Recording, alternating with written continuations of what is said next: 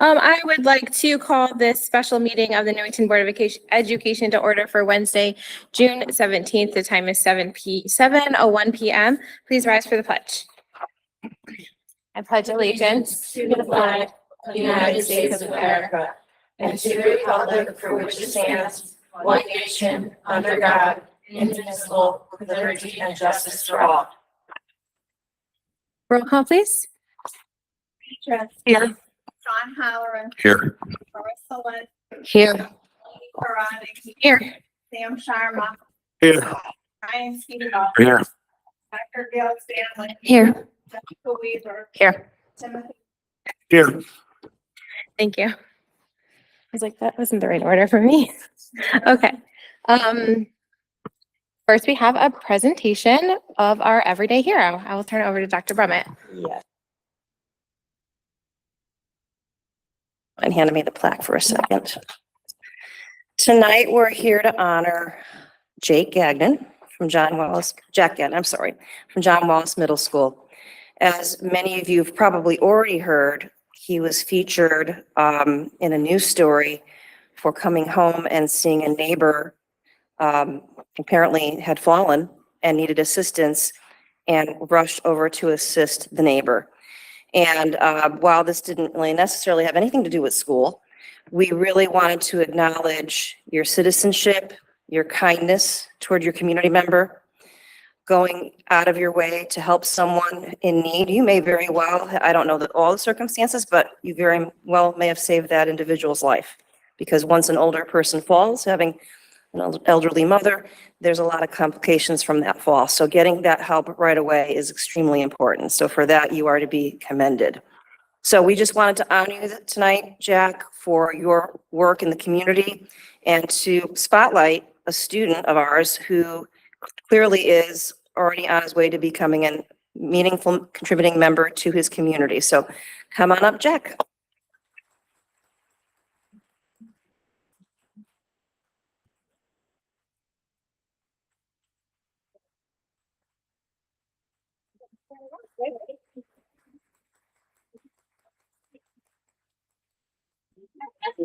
Wow. When was the last time they could see?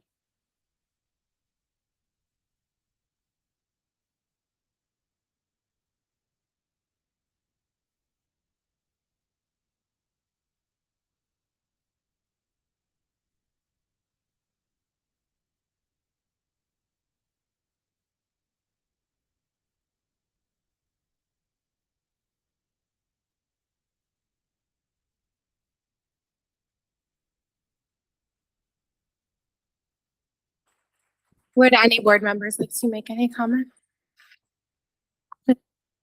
Weaver. I didn't even have my hand raised. you did that. Well, you know I'm going to say something. Thank you so much. For those who don't know Everyday Hero, we try and highlight a lot of the staff or any of our school community that maybe isn't highlighted and has done extraordinary things. We've had a lot of everyday heroes that go above and beyond just in their scope of their work, but a lot that have literally saved lives, a couple bus drivers and a couple other staff members that have saved lives. So literally, I think you're going with the trend here, Jack. You are our first student to do that. And I think it's very fitting that you are our first student because you literally, I think, saved a life. And it was a real pleasure to watch the news story and to see the incredible coverage that that you brought to our community. And I want to say thank you so much for what you did. And also thank you on behalf of the board and all of us as an alum of Newington Public Schools for representing what I think we want to see Newington Public Schools students be, which is great citizens, people that look out for their neighbors and have good values. So thank you to your parents too, and for all that you did. Congratulations. You were the first student everyday hero, and I think what you did was above and beyond every day. So I know you're a hero definitely to him, but definitely to all of the community. So congratulations.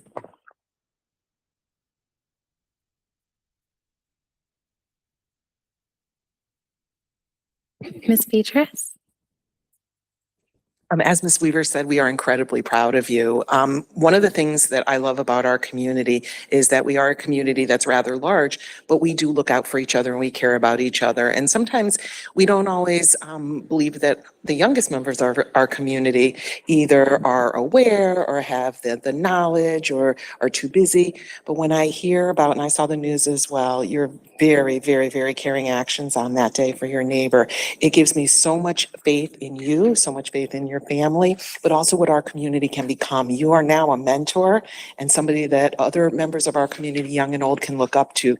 Your actions really impacted people, not just directly, but indirectly as well. And when we, especially as adults or older adults as I am, and we see the wonderful things that kids like you are doing and how caring and compassionate you are, it makes us so proud of you and proud of what you are going to do in the future. So thank you again, and thank you very, very much for your parents' wonderful, wonderful job.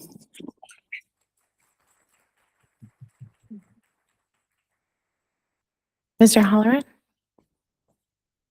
Nice job.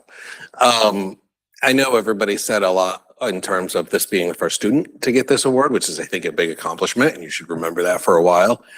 And it's usually given for stuff that happens in school, or we usually recognize people for academics or sportsmanships. But I would say that this is probably one of the things that matters the most of what we try to do with our schools, and that's develop good members of our community.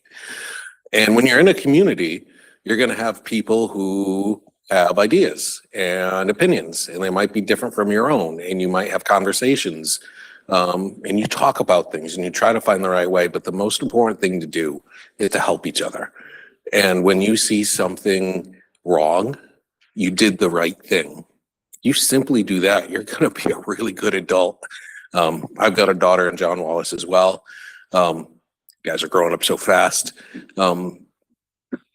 Doing the right thing, and you're going to be somebody to be admired. Thank you very much.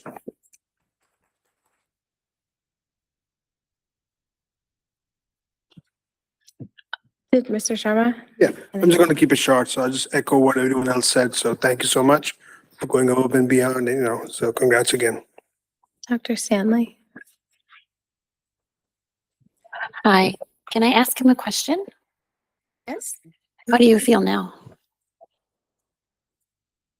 I feel like I accomplished the most because I knew I should have done that and like did it successfully. Yeah, you should be proud about that. Remember this feeling and how good it feels to help people. And you just did a wonderful job. And thank your parents for the way that they raised you and the way that they motivate you to live your day-to-day life, because it's their, the way that they display and the way that they are, has been passed along to you. So a wonderful job.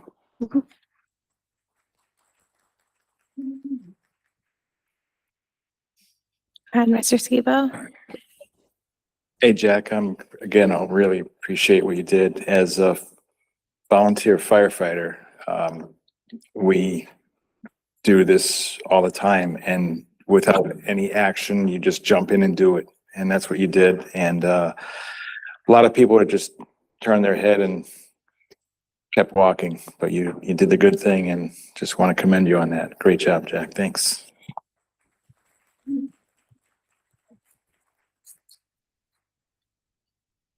Yeah, thank you so much. Good job. Everyone said everything, but we really do appreciate you and just showing that you are a kind person, because that's really all we need in this world. It's just kind people. So thank you so much for being here. Sorry, we had to postpone a week, but I'm glad you can make it. And I hope you enjoy the rest of the school year and your summer. Thank you. Thank you.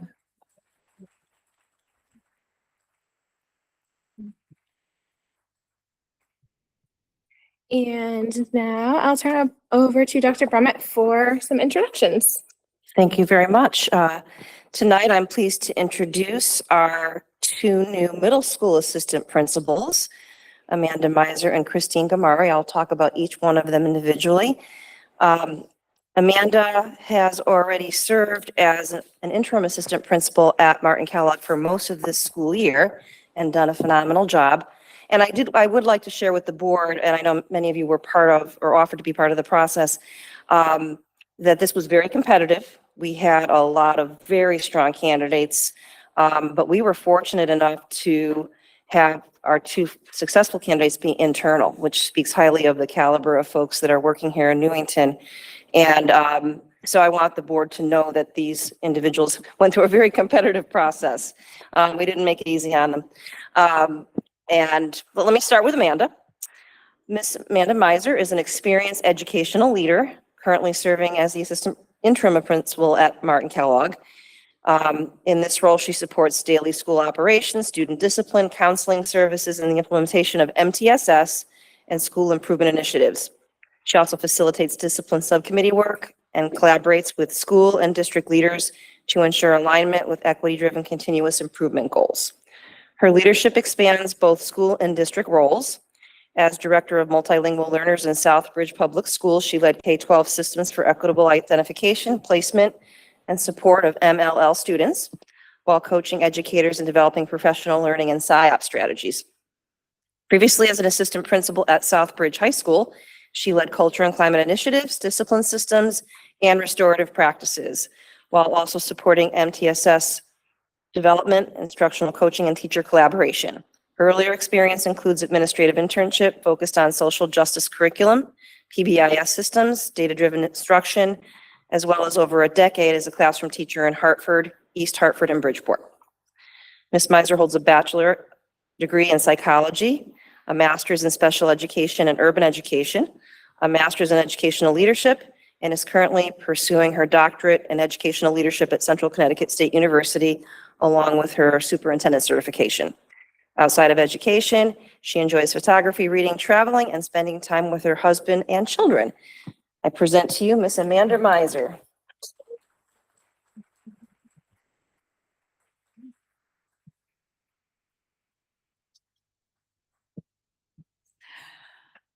I wasn't sure if I was going to be saying anything.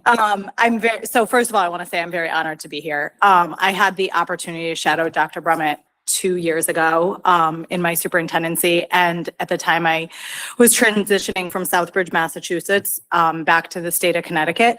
And I knew Newington was a special place. I actually had told my boss at the time, my principal at the time, that if I got a job in Newington, I would never leave. So when I say that this is a dream, I'm very happy to be here. The year at Martin Kellogg has been exactly what I expected it to be. I believe in the work that Newington is doing. I think that you, young man, are exactly what I see Newington produce. And it has just been a very fulfilling experience to find a new community back in Connecticut, because I felt so tied to my position in Southbridge, but doing an hour drive for 5 years was taxing. So I just am really I feel very welcome. It's been a wonderful year. It's nice to be here in person. I've been to many board meetings online, and I just thank all of you, Mr. Dias, Dr. Brummett, Ms. Freeman. Thank you so much for the opportunity. And yes, it was a lengthy process, but it was absolutely worth it. So thank you. Thank you for the honor.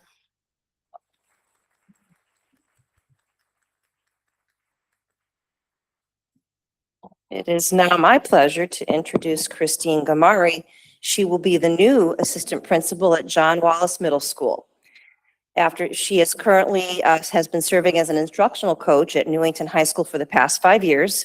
In that role, she's worked alongside teachers and school leaders to strengthen instruction, support professional learning, and ensure every student has access to high-quality learning experiences. Christine began her career as a middle and high school science teacher in Naugatuck and Torrington, serving students for 13 years before moving into instructional coaching. She was recognized as a Connecticut Teacher of the Year finalist in 2021 and has experience leading restorative practices and school climate initiatives that promote student growth, meaningful relationships, and a strong sense of belonging. Christine is honored to continue serving the Newington community in this new role. She looks forward to partnering with students, families, and staff to support student success and contribute to the continued growth of the John Wallace community. So, ladies and gentlemen, Ms. Christine Gamari.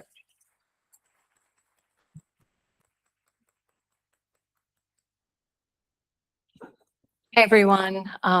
This is a little unnerving, but not as much as the interview process was. So I just want to begin by thanking everyone here for this opportunity. Like Dr. Brummett said, I came here 5 years ago.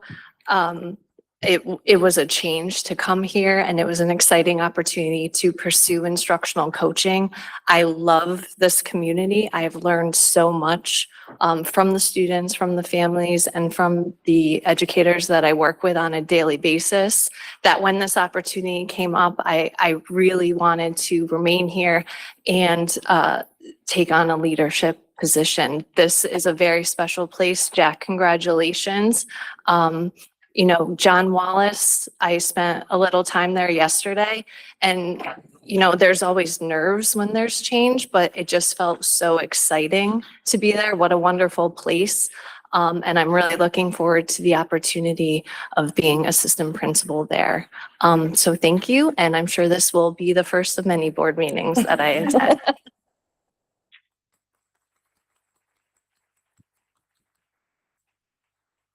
All right. And last but certainly not least, a last minute addition because I was able to hire him on Monday.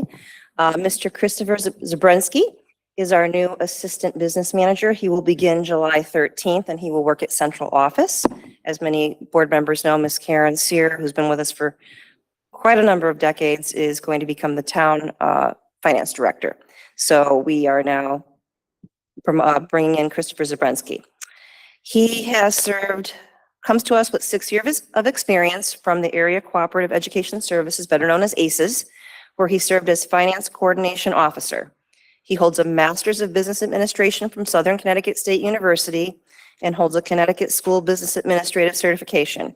Christopher brings extensive experience in school finance, including payroll, administration, budgeting, financial management, accounts payable, and audit preparation. We are excited to have Christopher on our team. So ladies and gentlemen, Mr. Christopher Zabrensky.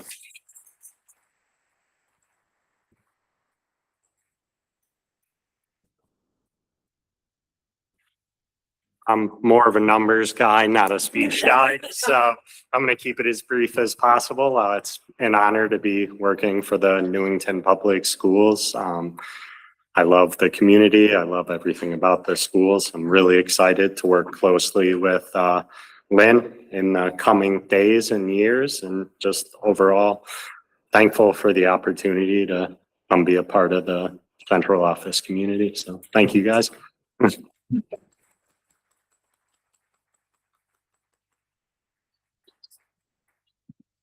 Any comments from board members? Mr. Halloran? I'll keep it brief. Thank you so much for coming aboard. I'm sure you're aware, becoming part of a very special community. Standards are high, but at the same time, kindness leads the way, and I think that's important to know. Christopher, it's nice to know there's a fellow MBA, somewhere within the ranks, and we will be putting you to work come next budget season. That's it. Thank you very much, and I'm happy to have you aboard. Mr. Sharma? So I'm just gonna keep it brief, but welcome to our district, and we look forward to your contributions. So thank you so much. You're welcome again. Ms. Weaver? Well, I'll keep it brief because we know it's going to be a long night. So welcome to all. And I always say, like, as the youngest alum here,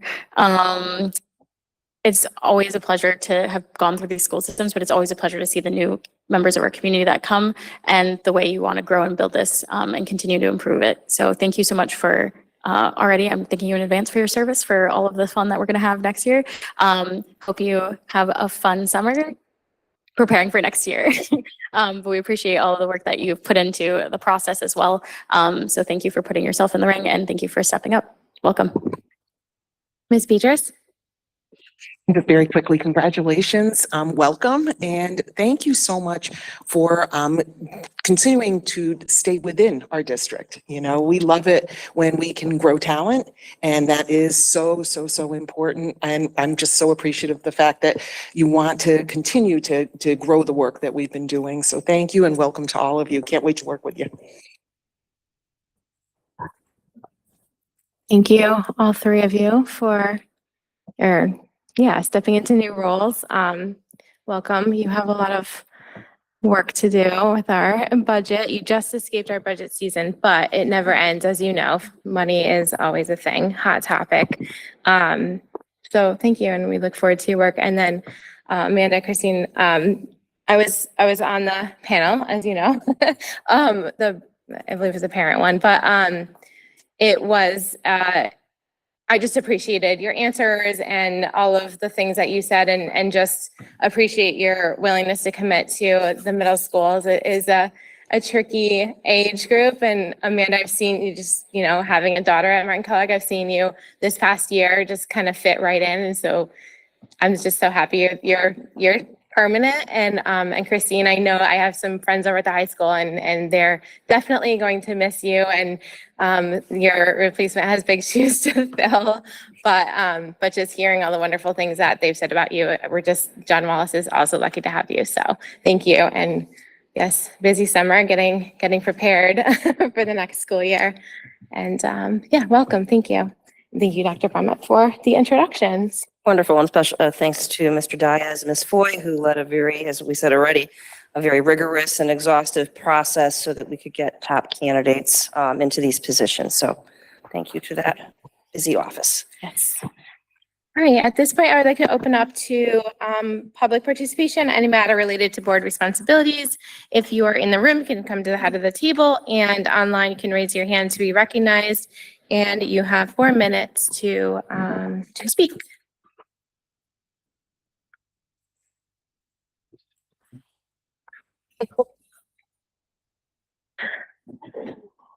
I don't know. Hey, Mr. Dias, can you check if that door is locked? Yes. It is a public meeting after all. No, it's just. Just state your name and address for the record. Name and address? Yeah. Okay, my name's Lisa Barbagallo, and my address is 84 Pheasant Run in town. Thank you. Okay, I'm a Patterson parent of 2. What brings me here tonight is the events that occurred last week with our lockdown. I did reach out via email. I appreciate those of you who responded to me. I am not a good public speaker, so forgive me. And I'm also speaking about the 2 things that are the most near and dear to my heart. And those are my 2 children. And I think anybody who's a parent in this room feels the same. When my daughter is in part-time pre-K, so she was not in the building at the time. She's in the afternoon program. But when my 7-year-old son came home and told me about his day, the feeling that came over me is undescribable because I wasn't prepared to talk to him about it. I was angry. I was sad. I thought about all my friends and their children. And my phone just started going off like, did you hear anything? Do you know anything? Like, what is going on? What happened? Why weren't we informed? I stated this in my email and I'll state it again. There is no valid excuse why that message didn't come through for 7 hours later. And the apology followed it 40 minutes later. That to me, we are all human. We all make mistakes. But when you drop the ball there, the apology doesn't come 40 minutes later. The apology comes first. And that is so telling of our leaders' awareness and accountability. I understand we all are aware that our principal has resigned as of today. Communication has been a problem all year at Patterson, and this was the straw that broke the camel's back for a lot of us. But my question is, where do we go from here? Because what is the standard? I don't want to see this happen again. None of us as parents deserve to be in that position. We are all taxpayers. We are all, we deserve better. Patterson, I said this in my email, I'll say it again, Patterson families deserve better. Our kids deserve better. I want to know what the standard is, who's upholding that standard. Is the next person going to be held to a better standard? This was one of many issues this year, and I will say I sat back and tried to see if some of it work itself out, if the morale would get better, if the feedback around town and on the sports fields and, you know, we're a big community, but we're also a tight-knit community too. And there's been talk all year. What is going on? What, you know, so many things. But what drew the line for me where I had to say, that's it, I have to speak up, it's communication and safety. And as a mom, when it comes to my kids' safety and making sure that the people who hold my babies for 7 hours a day are the best of the best and doing the best job possible, I think I have a right as a parent to demand better. So again, I want to thank the board members who reached out to me and heard my concerns. But again, the problem isn't solved yet. I want to know where we go from here. And I'd love to leave here tonight with some reassurance that there will be improvement. Because again, the standard has to be better. And whoever is in this position next needs to be held to a better standard. Thank you. Thank you.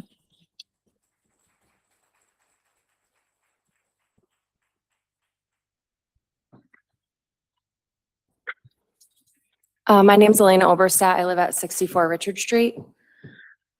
My name is Elena Oberstat, and I'm here to express my concern and frustration regarding communication of the lockdown that occurred on June 11th at John Patterson School, where my daughter is in first grade. My daughter came home extremely upset and frightened by a lockdown that occurred during school hours. This was the first that I had heard of the occurrence, as I had not received any notification from the school. My daughter explained that she heard a lot of yelling, described how frightened her classmates were, and including one student who was so scared that he had an accident. Based on all of that she explained to me, I knew immediately that this was not a drill, and these children felt like they were actually in danger. As a parent, I find it unacceptable that I was unaware of what had occurred. I strongly believe that parents should be notified in a timely manner whenever a lockdown is initiated. A technical issue, faulty email system, or poor internet connection is not an adequate explanation when student safety is involved. Knowing that my daughter was potentially in a dangerous situation without my knowledge is deeply unsettling. I want to be clear, I am not against the school going into lockdown if there is a potential threat. In fact, based on what my daughter told me, it sounds like her teacher handled the situation appropriately, followed protocol, and did everything possible to keep the students safe. I truly appreciate that, and I'm grateful for the staff's response. What I'm not okay with is that the parents were not informed of what happened until 7 p.m. that night. Even if the situation ultimately turned out to be less serious than initially believed, parents deserve timely communication anytime the school enters a lockdown situation. On Friday, June 12th, I wrote an email expressing my concerns to Dr. Brummett. Today, June 17th, at 10:30 a.m., she responded to my email. She explained that she forwarded my email to former principal Torres Ruiz and asked that she reach out to me directly, which she did not. Dr. Brummett explained in her email to me that the lockdown was initiated by Newington PD and that the lack of notification was an error on part of the principal. The principal did not verify that her email went through, and she believed that the internet failed. She explained she's working with the principal on protocol to ensure the verification of messages being sent, which I assume now is not happening since she's no longer principal. I'm sorry. I wonder though, if the responsibility of sending this message fell solely on the principal, shouldn't her boss have made sure that her direct report did as she asked and completed the task successfully? Dr. Brummett wrote to me that she instructed the principal to send an email to parents when the lockdown was over around 11:45 a.m. Shouldn't she have followed up to make sure the email was sent? Did it take Dr. Brummett all day to realize the email didn't go through? Why were we not notified until 7 p.m.? The principal made a grave error, but who is supposed to back her up?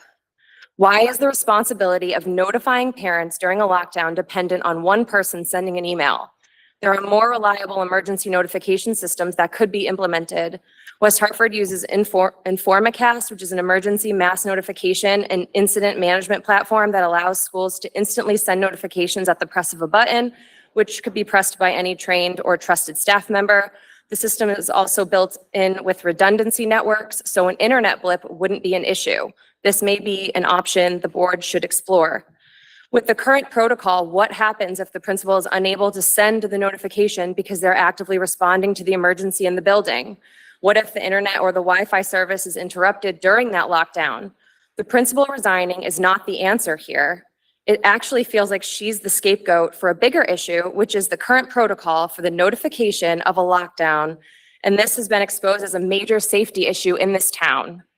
I would appreciate a clearer understanding of the district's lockdown protocols, specifically regarding parent notification. I would also like to know what actions the district intends to take to strengthen these procedures and eliminate the possibility of a similar communication breakdown in the future. Thank you.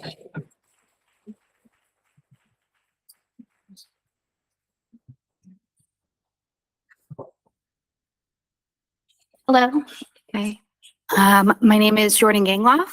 I reside at 23 Oculini Court here in Newington. I'm a lifelong Newington resident. I graduated from the class of 2004, and I moved back into my home where I now raise my kids. I have 2 children in the John Patterson school system, and it's actually where I went to elementary school. So it feels like coming home for me. I want to raise 2 really important things on my heart. First and foremost, communication is incredibly important to parents. In the current political climate, we know that school safety is one of the biggest factors when parents send their kids to school. These are our children.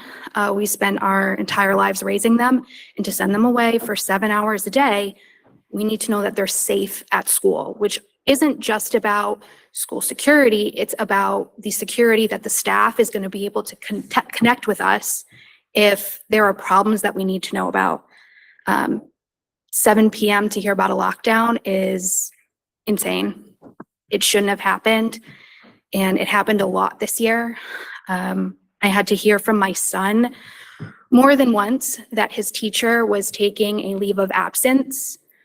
When my husband and I reached out to the school, to the principal, she told us that they just had to figure out what was going to happen, that we shouldn't have to hear about it from our son. And then 4 or 5 days later, we got a note in his red folder just saying that like she would be coming back.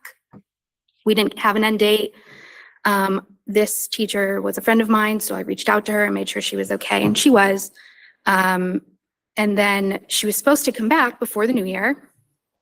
And then my son was very excited. She didn't come back, and he was very disappointed. And when we reached out to the school again, we didn't hear back about when she was coming back. And then another week goes by, and then we get another letter saying she'll come back after the new year. Again, in this entire time, that's the only form of communication that we received, a letter in a red folder after we had asked about what was happening. On top of all that, we never got an introduction from their long-term sub. I didn't even know the sub's name until I reached out to the teacher who was on her leave of absence. So during her leave of absence, she had to tell me who was in charge of my son's classroom. There was no communication on when we could meet the teacher. The only time I ever met the teacher was during my son's progress, like report time. And she was very lovely, but the point was I shouldn't have had to reach out and ask. And I think that ties into another problem is that there's not enough support for the teachers at John Patterson. The paras that do the work there to support the teachers are not being supported. These kids are 21 in a classroom to 1 teacher. And that's insane. If anyone has ever had kids, they know, especially in the elementary grade, they're incredibly high energy. It takes a lot for them to focus. They need more support than just 1 teacher. Teachers can't do their job if they don't have people who help them do their job. And so I kind of want to know, what are we doing about that? This is a great town. I grew up in this town, and I care about this town because I live here. My kids are getting educated here. I don't want to have to pull them from a school system and pay to go to a private school system so that they can learn in an environment that is supportive of their learning. And so as we move forward with the budget going into the next year, I really want to know where money from. I want to know where that money is coming from to support the school system. My tax dollars go into the school, and I want to make sure that they're being utilized for more than just, I don't know, projects like, I don't know, paint and stuff. Like, we have really great teachers. They're going to leave. They're going to leave if they're not supported. They will go somewhere else. And that's not what we want. We want good teachers in our schools to educate the kids that live and work in this town and will grow up in this town so that they stay in this town. And so I really hope that can come into consideration for the new school year. Thank you.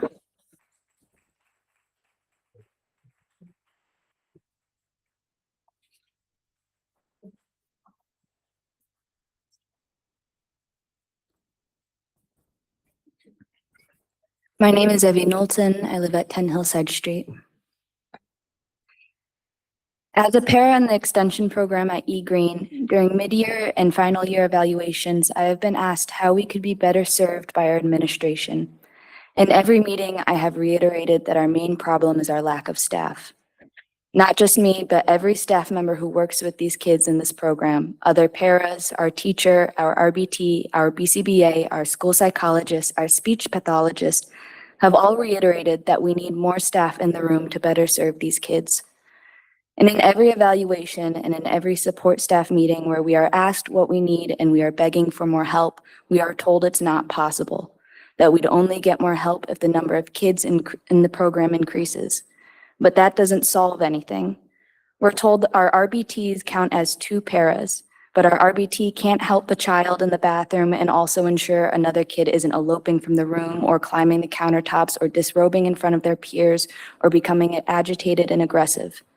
And for much of the day, with inclusion time and recess and lunch waves and staff breaks, it's only 2 of us in the room with 6 to 8 kids.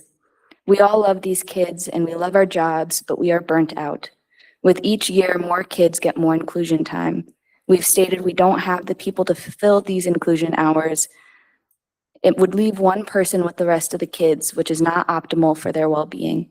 In response, we were told that not having enough people was not a sufficient answer.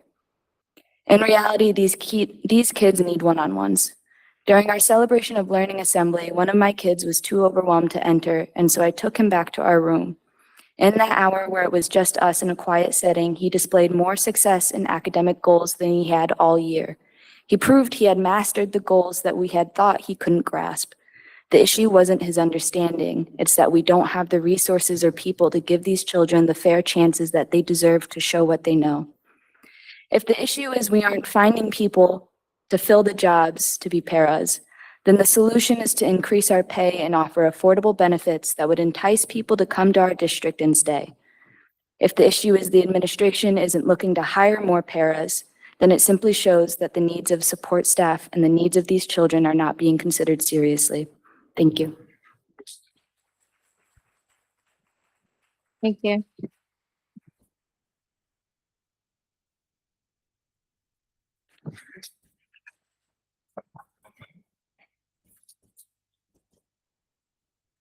Good evening. I'm Danielle Rooney. I live at 20 Puritan Lane in Newington. Good evening, members of the Board of Education and Superintendent. I'm a para-educator at John Patterson, and I have a daughter who goes to school at John Wallace. We are here today because we love our students. We are the ones supporting them in specialized classrooms, managing behavioral crises, and quite frankly, keeping the school running smoothly. We need support staff. We need para-educators. But I'm here to speak to you about a harsh reality. Rumor has it, hooray, we will have benefits available to us. On paper, the offer of health insurance coverage sounds like a significant step forward. However, the hard truth is that our paychecks simply do not generate enough income to afford those benefits. When we are offered access to employer-sponsored health insurance, many of us look at the premium deductions and realize it will swallow up a massive portion of our monthly pay.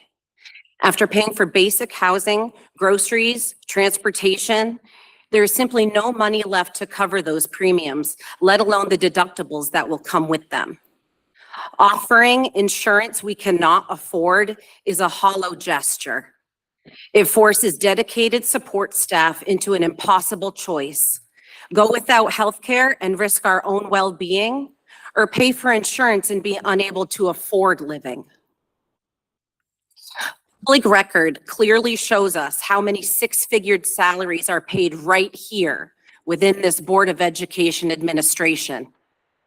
Year after year, there seems to be no problem finding the funds to secure substantial raises for those high earners.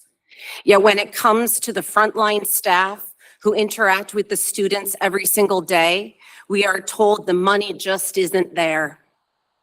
And when we are given a raise, it's a percentage of income, a percentage of barely there. If hypothetically, those making $200,000 incomes get a 2% raise, they get $4,000. We would get 40 cents. Our raises don't equal change in our household, but merely change in our pockets.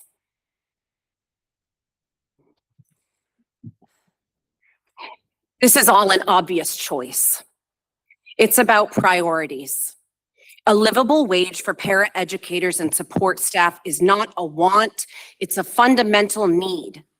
Before we can even begin to utilize or discuss health benefits, we need a baseline compensation that allows us to survive. We cannot pour our energy into supporting the children of this district when we are constantly stressed about how we will pay for our own children, our own families, our own needs.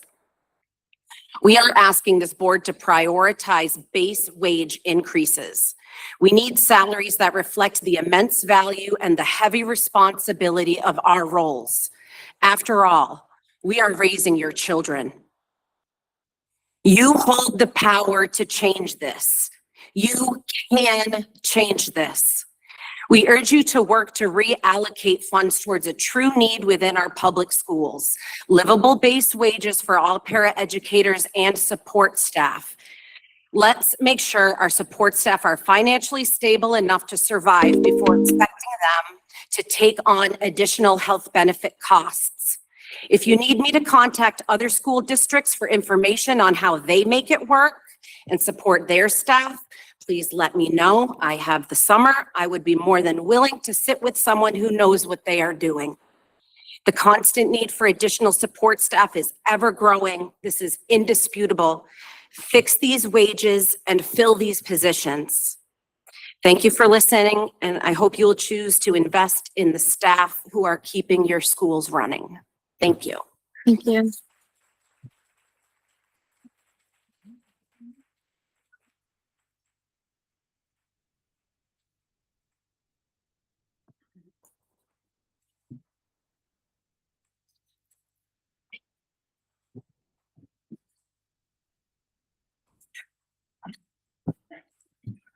My name is Kira Wetmore. I live at 91 Windmill Lane. I came here for the lockdown. I'm extremely disappointed in how it was handled. But having sitting here listening to other people speak, I'm now getting progressively more mad that our paraeducators are not taken care of. I did know that Newington Schools was having a difficulty staffing the paraeducators. But as a parent of a child who does require a para and a one-to-one, I think that it should be a priority for this school. When my daughter had her surgery, we were able to come bring her to see her friends for 30 minutes once or twice a week just so she could socialize. And I saw firsthand what our paras did for these kids.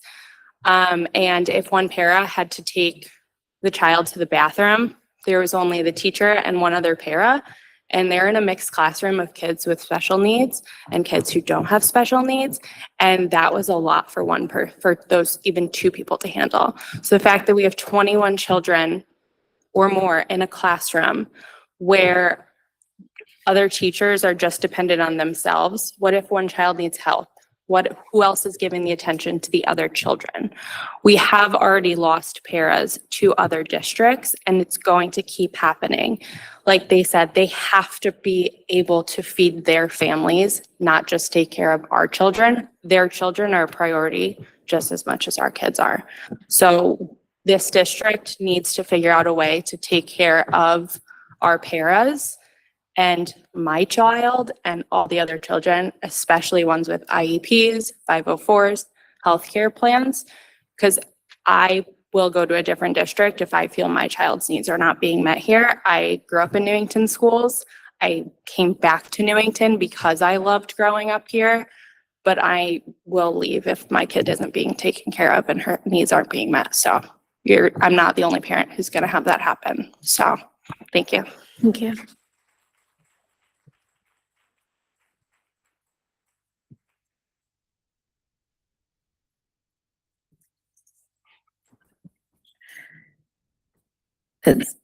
I'm not seeing. Hi, Beth Minky Hot Wagner, 32 Old Hatchery Lane. It's very weird sitting at this end of the table. We miss you. Yeah, I miss you guys. Some of you may or may not know, I was on the board for 4 years. So it's nice to be on this side of the table too, as a parent. I have two children at John Patterson. One is in first grade, one is in preschool and will be in kindergarten next year, which I'm so excited about. And I'm also, I've been a teacher for 16 years myself, and I teach right now in West Hartford Public Schools. As stated by many other parents tonight, I think the lockdown that happened last week and the lack of communication was the final straw for many of us as parents. However, there were many troubling situations that occurred before that unfortunately I experienced, and I've heard from many other parents and teachers that have happened. As an educator myself, I know that this is a difficult job. However, the teachers that I know and administrators that I know do it because they love it, because they love the kids. My concern is, how did it get to the point where it got to? It seemed as though there was a toxic work environment. There was a toxic environment amongst parents. And I just think that our kids deserve better. I think parents deserve better. A lot of the people that have come up here to speak tonight said that they also grew up in Newington. And it always amazes me how many people grow up here and choose to stay here and live here and have their kids here. And I think that's because Newington schools, truly, somebody said it before, it is a special, special place, which is why I was on Board of Ed. I want to maintain that. And I think we need to be proactive so that a situation where an administrator, for whatever reason, has allowed things to fall apart and fall into such disarray cannot happen again. I'm not sure what that entails, but I hope that folks can come together to do the hard work to make sure that we do the best for our kids and that our kids keep having children and coming back and keeping this district alive. Thank you. Thank you.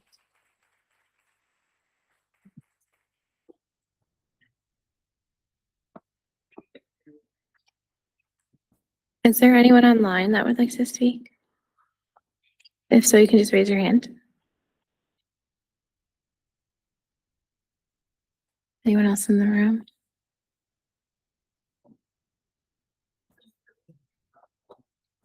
Okay. Want to make sure there's no likely. Okay. So we don't typically respond to comments at this point in the meeting. We have a portion later on, remarks by board members, but I do just want to acknowledge and thank everybody who took the time to come out and email and state concerns regarding the lockdown and other communication issues at Patterson and paraeducators, of course.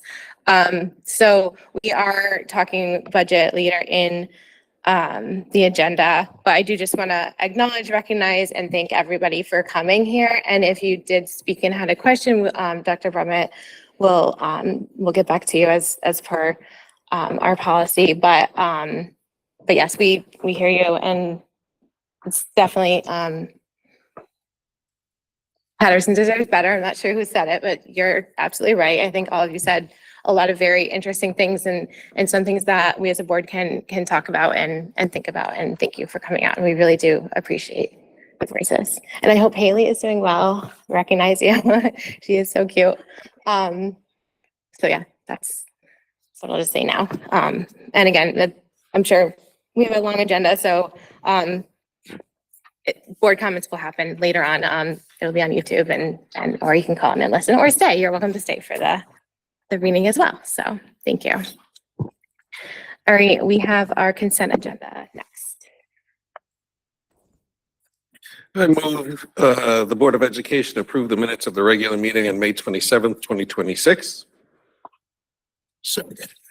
Second.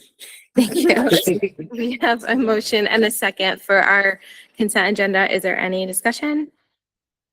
All in favor? Aye. Any opposed? Motion passed unanimously.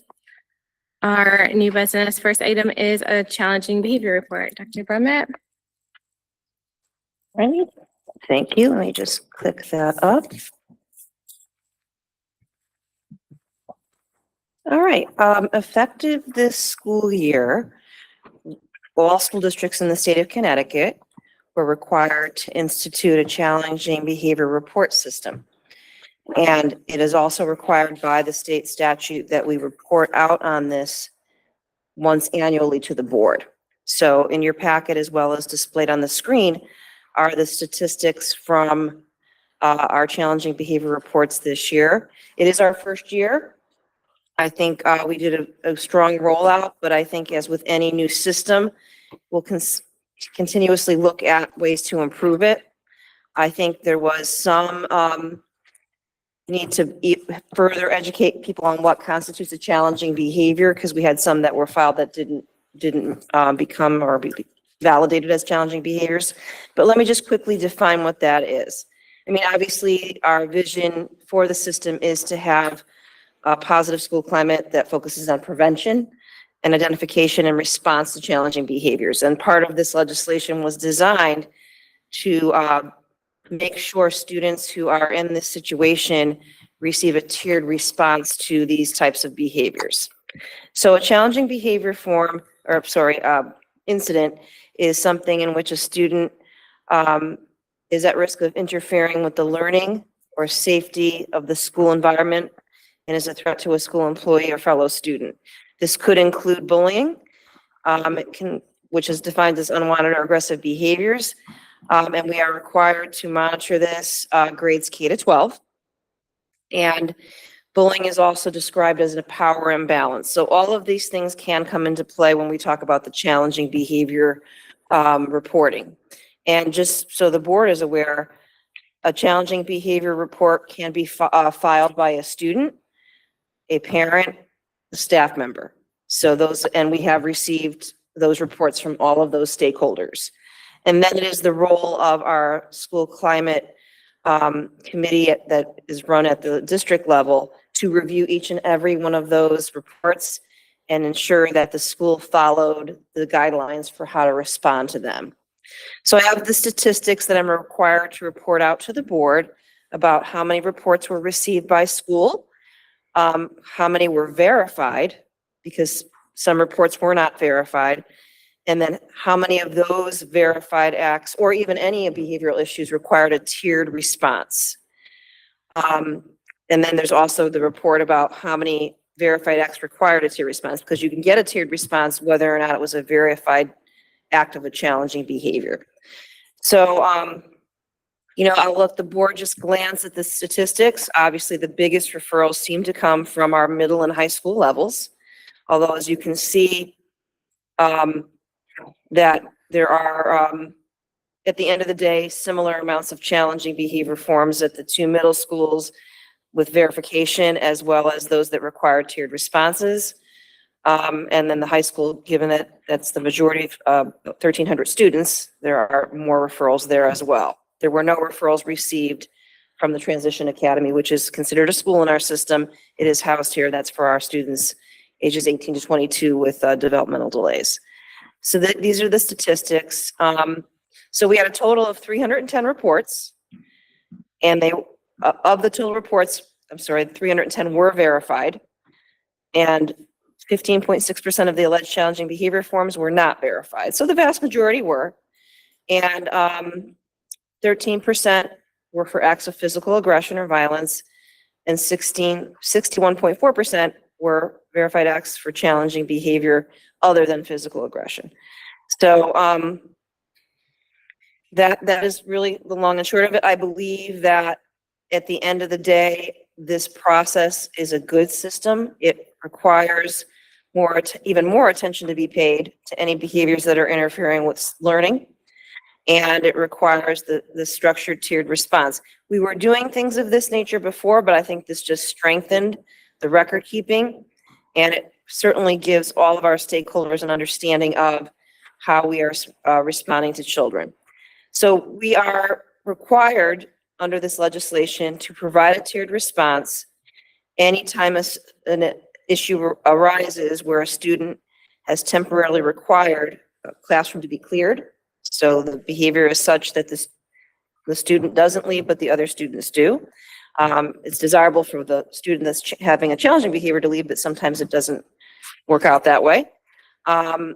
Indicates a credible intention to harm somebody, either through a threat or through bodily movements, and results in some injury. The interactions between the student and the other person resulted in some sort of injury. And that has to be verified by the school nurse. So 110 of our challenging behaviors did prompt that tiered response. The chart, which I'm going to try to blow up for you now because it's hard to see, shows you the spread by grade level. So let me just pull this up even.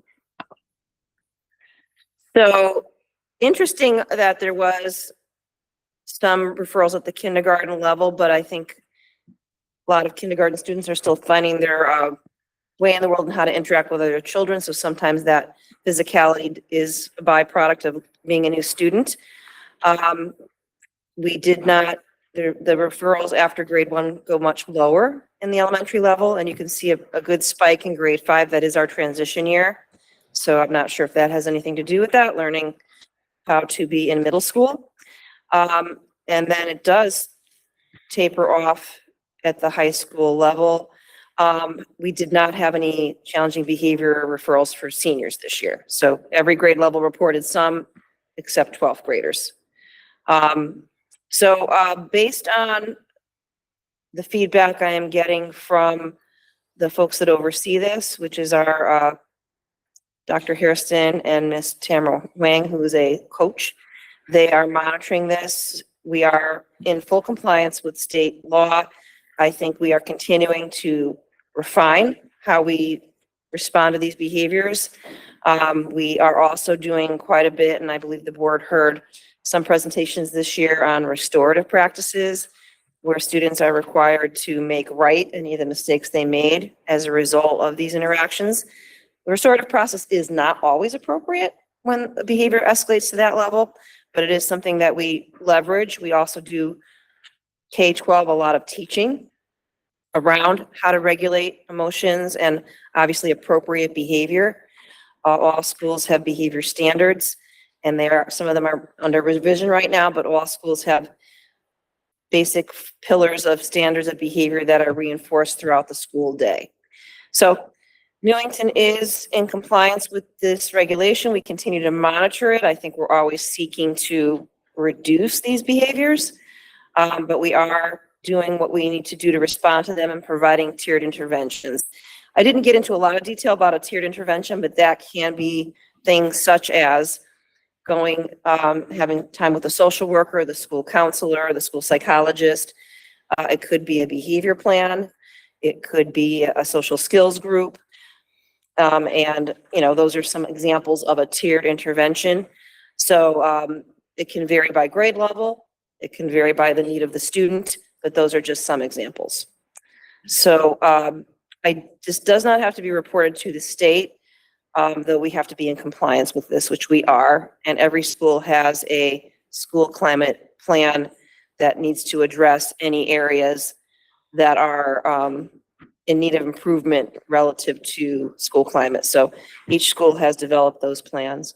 So I will turn it over to the board chair for any questions. I actually just have a question. Is there a formal way that parents or students can make a report, or is it just kind of informal? No, there is a form that they can get online. There's a QR code that all the schools have sent out, so it's available online.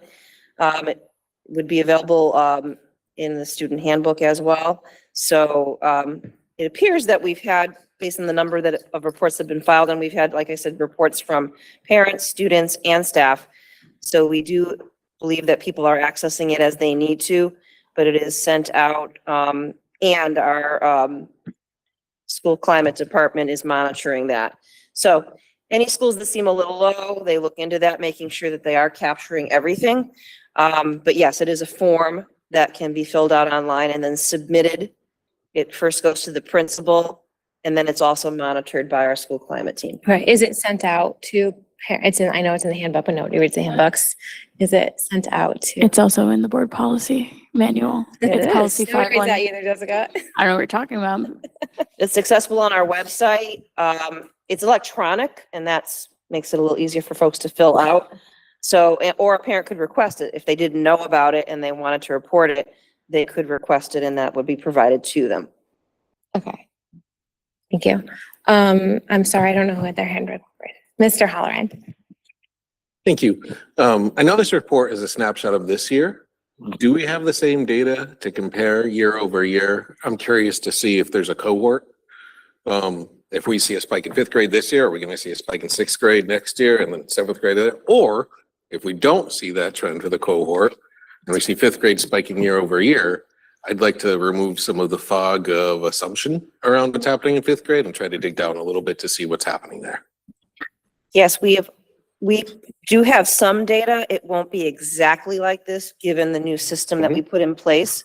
But I could ask Ms. Wang to run some numbers for previous years. We won't be comparing apples to apples necessarily, but I think we could probably get the gist of what you're asking. Dr. Stanley. Jessica, did you have some? No. Are you sure? Mr. Holland just took my question, so I'm salty about it. It's fine. Thank you so much. I just had a couple questions about this. So it seems, do we have any data about when a case is not verified? Were these reports by more likely from students or staff or parents? Can we get some more details? I'm concerned about the number of reports in John Patterson, and it looks like only 1/3 of them are verified. So it just seems like a big discrepancy between those numbers compared to the other schools. And then is there any more details about the high incidence that we have in certain grades? Are these always behaviors, or are they not always, but are they behaviors reported on the same person multiple times, or is this an individual person that gets a report? There's just a little bit lacking in details for that, and maybe that allows us to have some commonalities that we can address, or Dr. Harrington can address, and I would like him to present an action plan to us on how to address some of these concerns that we have based on this report.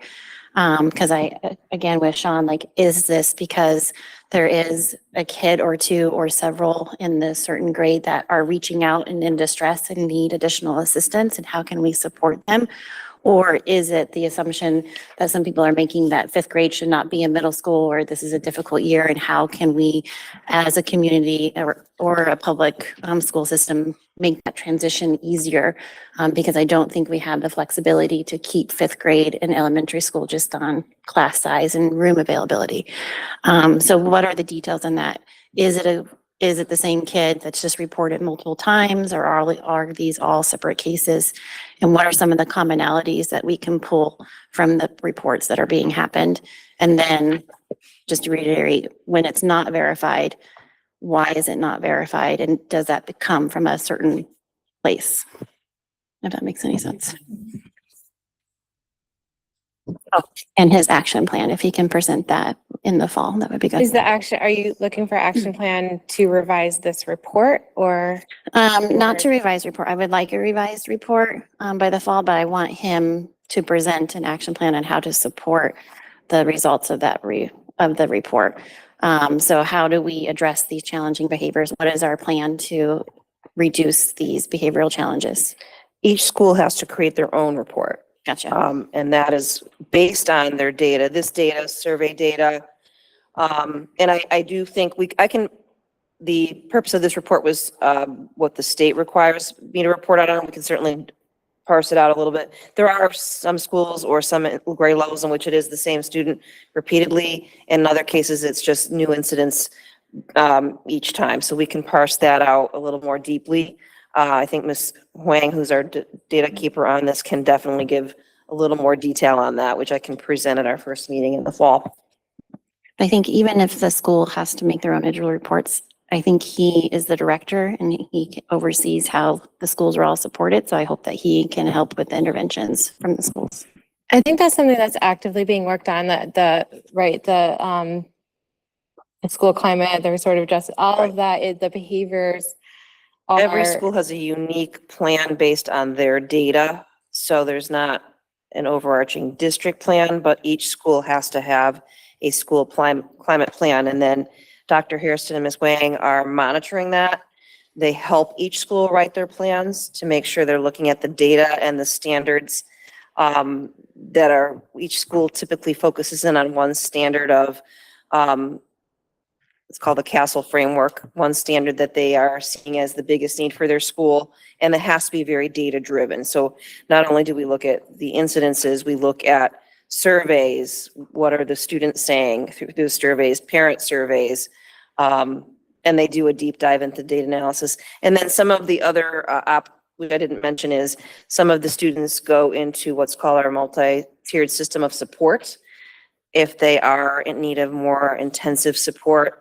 What I've already mentioned, some of the things that might happen, but that some students may require more lengthy interventions, and that would be reviewed by a team on a regular basis.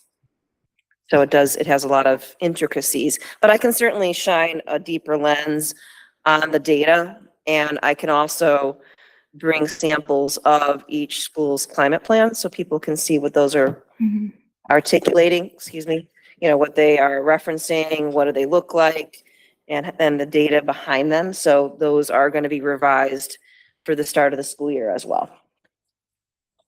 And just can you confirm how long that's been the process? This is a new requirement from the state, but that's not to say that this work hasn't been.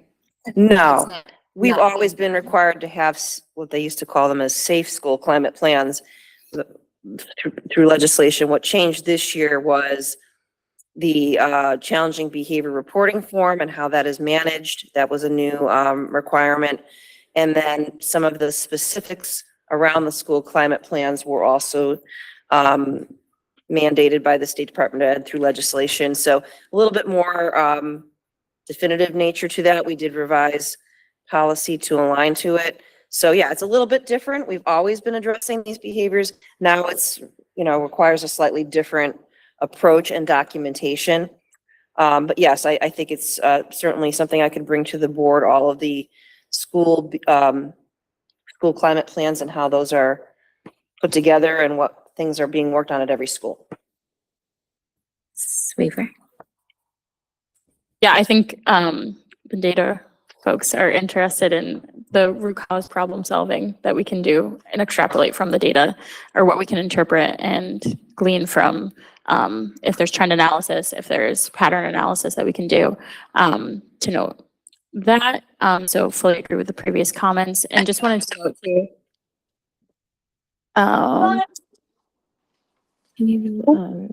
So sorry. There's a online. Good.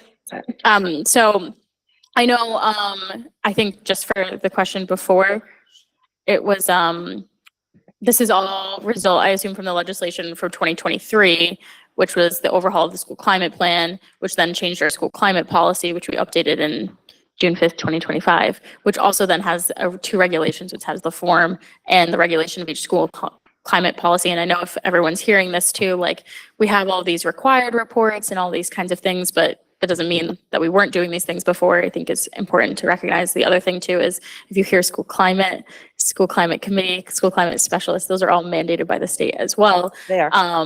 But it doesn't mean like they weren't there in other names, or that when you say, oh, we're like doing all this work or blah, blah, blah, like they're just committees meeting all these things. Well, one, they're state mandated committees, but I know this was really, I think, out of the wake of COVID and the challenging behaviors. And I know we heard that when we went to negotiations back in 2023, and it's always been an issue, but not always been an issue, but really I think since COVID. So just curious too, as we look at kind of those trends, I think we have data going back to that, but obviously it was so hard to kind of do anything with the 2021s, the 2022ers and that kind of stuff. So I wouldn't ask if we did the trend analysis to do it all the way back, probably like there would be helpful maybe, but I don't know how helpful given, I think we're trying to attribute a lot of different root causes to a lot of different things. And we are getting further and further out from the COVID impact, but can't say that it's directly tied to that event, mostly just the wake of it. So would just be curious too. I don't know what committee it would be most helpful to maybe do more follow-up, but it sounds a little, it's not curriculum, but maybe it is full board, but just wanted to kind of note that this may be something like committee work could also be helpful with, just kind of having more regular updates like curriculum would with some of the scores and that kind of stuff. And I know we've had conversations, I think, akin to this. So, and maybe that means having an ad hoc committee as we revise our standing committee and other committee policy. I'm always going to bring it back to policy. I'm so sorry, but we will be reviewing that policy tonight. So just wanted to put that out there. But just last question would be too is, I know per that legislation, the school climate policy is supposed to be presented on July 1, 2025, and then biennially. So we'll get one in June, by June of 2027. Is that correct? Will this be a part of that report or no? I'm sorry, could you repeat the question? Sorry. I didn't catch it. Okay. So the legislation for the school climate policy, or in our own policy, it says starting June 1 or July 1 of 2025, we got the school climate policy report then, and then thereafter it's a biennial report. Was just curious if this is kind of like going along with it, so we'll get it in the 2027, or is this kind of like a separate standalone report? This is an annual report specific to challenging behaviors. But the bottom line is the board can ask for whatever report they'd like. Fair. I can have Tom Santoro, who's our Power School data genius, look at what data we've kept historically and how apples to apples it would be, to see if there's any way to start looking at trends, because we're capturing a little bit differently this year, but I'd have to ask him about what he could put together that would be, meaningfully representative of the trends that you're looking back at for maybe however many years. So I can check into that and provide that update to the board at our next meeting. It would really be what kind of data do we have collated over the years. We keep every amount of data that the state requires us to keep and more. We keep a lot of data on kids who are on behavior plans, our BCBAs. So for children who require something above and beyond what I've already mentioned, there's a very significant tracking system on that. But I think what I'm hearing is a little more, how has this played out over the last several years, if we can have some meaningful comparisons. Yeah, and I think ultimately, we just want to get at why is this happening, right? And where are those pain points that we can address and how we can address them. So I think to Dr. Stanley's point, just getting how we're addressing those. Thank you. And just to circle back, Dr. Stanley had said, like, is, the reporting, the number of reports do you know if there could be like I don't know, 68 at John Wallace or 84 at Martin Kellogg, like that's a higher number compared to the number verified? Is that like multiple people reported the same incident, or is there any redundancy taken out of reporting? You know what I'm asking? If like multiple people reported, a parent and a student and a staff member reported the same incident, is that counting as 3 reports No, that or would be 1? one. But I think in some instances, especially at the earlier stages of this work in the fall, when we rolled it out, is some folks did not understand what a challenging behavior was. So they might have reported something that they saw or felt was challenging and it was not verified. So a lot of it had to do with education. So Tamara and Dr. Hairston would go to all the schools, meet with their school climate teams, review what constitutes a challenging behavior from what doesn't. Last summer, we trained all our administrators and actually had legal counsel there to really help them to understand how the law impacts practice. So we had Attorney Ritter with us for several meetings to review that. So there's a lot of kind of behind the scenes stuff that way. How, I think I'd have to get a little more in depth with Ms. Wang about, you know, what were some of the things that were filed that weren't challenging, or what was some of her understanding of why that was. She went in and, you know, she goes in and looks at each and every report and then reaches out to the principal to discuss with him or her about, you know, what was wrong about it or what was not verified about it, so that he or she could then talk to the teacher or whoever filed it to help them understand that. Thank you. And I just, a few of us attended that, the hate crime panel that was put on last week, I think it was, with the Connecticut State Police. Just kind of similar, like the education piece that you're mentioning, but also the reporting, like they had said, there is a form to report a hate crime or bias incident, but also the definition of what hateful language is or hateful acts are. So it kind of like ties into that, is that you can only do so much with what's reported. And if it's something's underreported or not reported, that's also an issue. So I would, I'm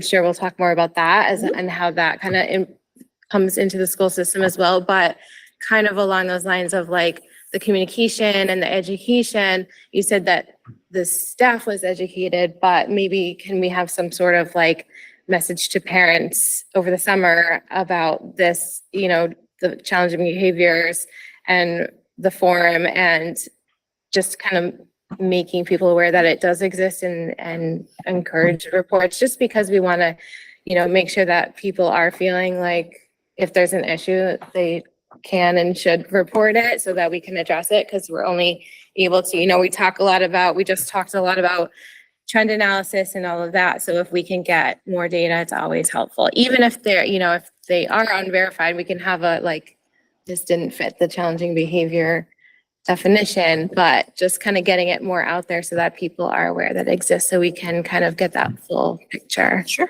And just to confirm, even if it's unverified as a challenging behavior, it doesn't mean that it's not addressed. Oh, yeah, of course, yeah. There still could be a Mhm. tiered intervention, there still can And be. I think for school climate, that's important, even if it's not a defined challenging behavior as per the state of Connecticut, but you're right, it could still be an issue that Needs to be addressed, without a doubt. I mean, the whole intent and purpose behind this is to create a better school climate for students and teachers. So it's really intentioned in that direction, and to make sure kids who are struggling have the proper interventions.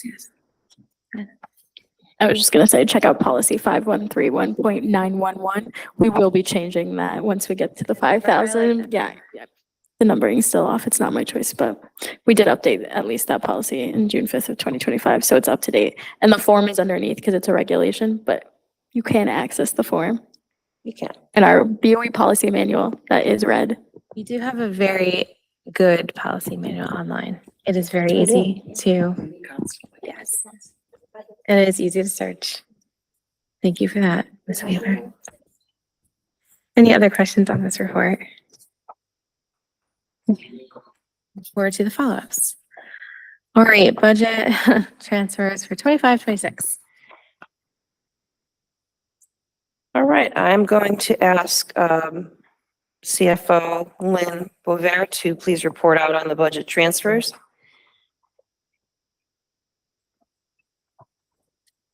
This is my first time doing the transfers this way, so I was wondering, do you want me to explain them line by line, or what would you like? I would just say an overview, and then if the board has particular questions, they can pose them to the board The chair. bigger ticket items or the things that stand out as like, yeah, This is. don't read it and Okay. explain every single one. Thank you very much. This is our cleanup of where we take the accounts that have gone over and under. The elementary education, this is the first year you're seeing the 10-10. So when we did it, we underestimated it by quite a bit, but the money that is coming from other places where we didn't take it out in the first round in December. That's actually E2, what you need to look at. Are you guys not have E2? Oh, we don't have that, no. Should be in the packet. Online.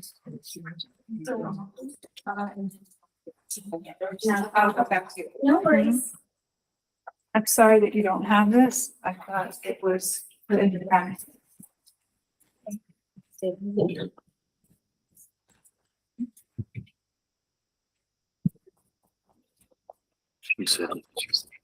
Thank you.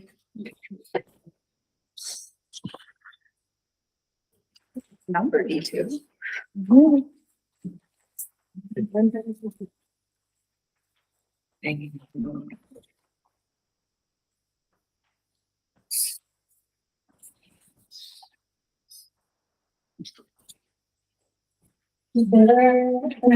Just clarifying, this is for this year's budget, Current year budget, because not it's, the one we've, right, because we have to close out. 25, 26. We're closing out 25-26 budget.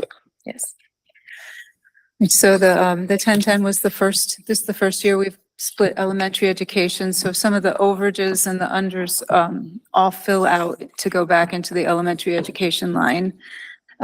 They come from the other big five that used to be the way we did it.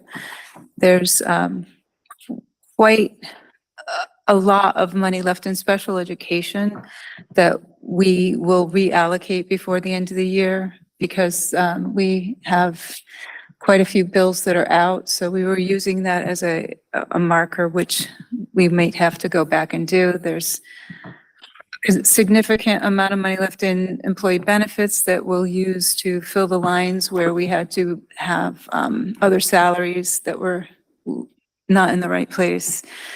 And the ELLML, where we had higher salaries. Operation of plant has excess funding that we're moving around, and maintenance of plant needed extra funding. So this just stabilizes the lines and moves the money where it should be based on what we've spent for this year. So the document that the board's reviewing is the projected balance sheet. As I believe we've discussed at previous board meetings at the end of the year, this is still in flux as bills continue to come in. But this is our projection where how the school year will end. In a moment, I'll share that if there are realized savings at the end of this school year, how those might be applied. But right now, these are the ins and outs of the budget. And we still, like I said, we still get bills and right up until actually the last day of school and beyond. Through September. Through September. Yes. Ms. Weaver? Yeah, I was just going to ask about the special ed billing it seems like a lot of overage, but I anticipate we're getting a lot of those bills later than we Yes. had been. Yeah. They're quite late in a lot of the billing, and also money coming back to us is quite late from places that we've billed. So I think everyone is in the same situation of just trying to make ends meet. Understood. Thank you. Dr. Stanley? Thank you, Landon. Sorry, you had to get up twice to give us handouts.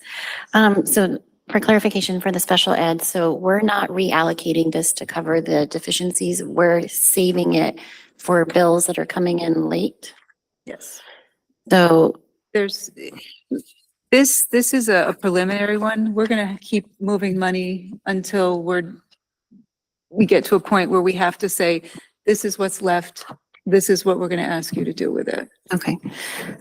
As we've zeroed out somehow or we're even on the budget for current budget, I guess. That's what's done historically every year. Okay. Like, we move we make the transfers to make it a zero. Okay. And then we keep Moving. aligning it Okay. until we get to a point where we either have money left that needs to go into the 2% fund, Mhm. or we have to make transfers to cover CIP things. Yeah, because the money that we have left over, I don't know, I didn't get a chance to run these numbers, but it just has some concerning that our surplus on the special education barely covers our deficit for the elementary education. And then I'm just looking at very large deficits. I just have some concerns that it won't. It's truly not a deficit. We, in the past, we had 5 big funds where the teachers were split. All elementary education teachers were split into reading, English, language arts, science, math, and social studies. Right. The K-5 teachers don't really teach that. They're elementary education teachers. So that split was silly. Plus, it made it very hard for everyone to be able to figure out the FTE count for people because they were 20% here, 15% there. So we streamlined it to make it right. And when we figured it, we didn't figure it accurately. No, I totally agree. The way that you have it organized makes perfect sense. I'm just concerned about the underestimate of how we did it and where the funds are going to come if we're not reallocating this surplus from special education to it. I don't know. The math, I will have to math later. It's but yeah. also the large negatives in the big 5 are from the amount that we put in from open choice. Gotcha. So we haven't gotten the return from that, or is that what you mean? Not Or- all of it, no. Yeah.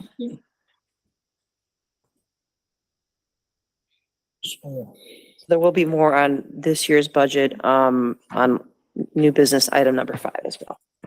Yeah, and I just want to point out, this is not, I don't want to say like concerning, like it's not concerning. This is how budgets work, where like other salaries is a big one where you're kind of estimating, like for other salaries, it might be you're estimating this many substitute teachers or this many incidentals, and then that, you know, the coverage for a social studies teacher who's out on leave might be more than anticipated and that kind of thing. So it's not like we're not budgeting correctly. It's just you can't budget for things you have to assume things that you don't know are going to happen a year and a half before they happen. So I think that's really also kind of how it plays into this transfer. Like you have to be able to transfer because you're never going to know. Like we didn't know in February, March, April, what's going to happen next July for that school year, next June, sorry, for that school year. So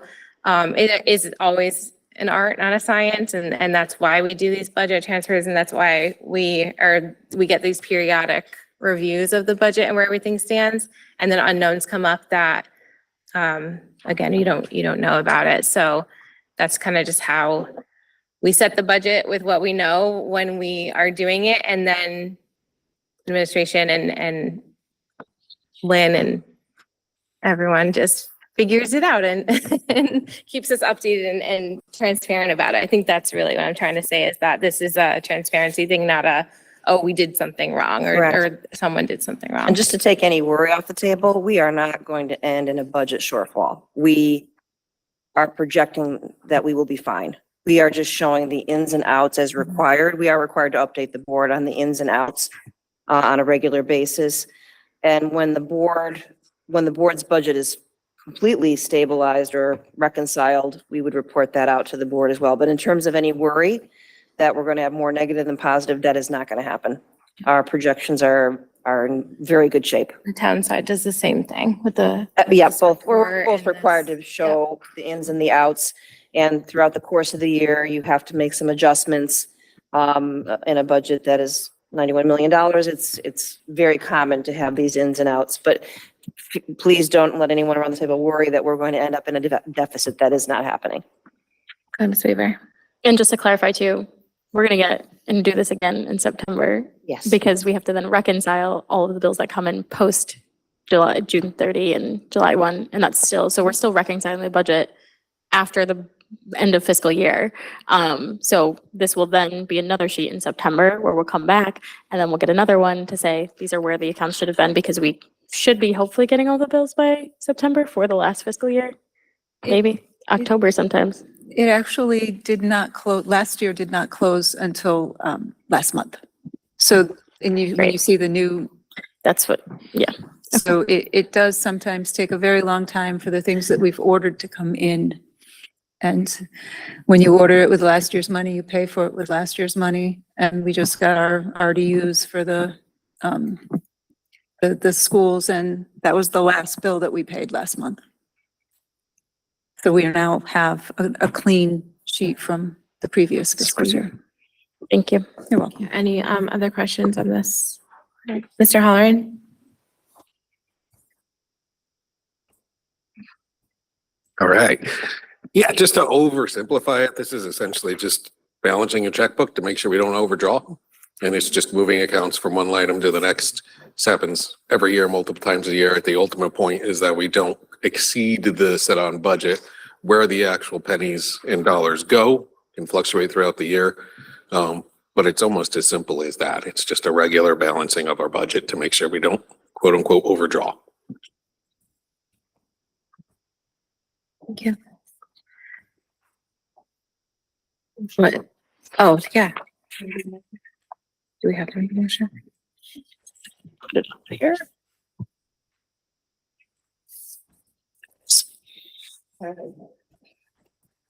I move that the Board of Education authorize the superintendent of schools to make the needed budget transfers, which will reflect on an unencumbered balance of zero for fiscal year ending June 30th, 2026. Second.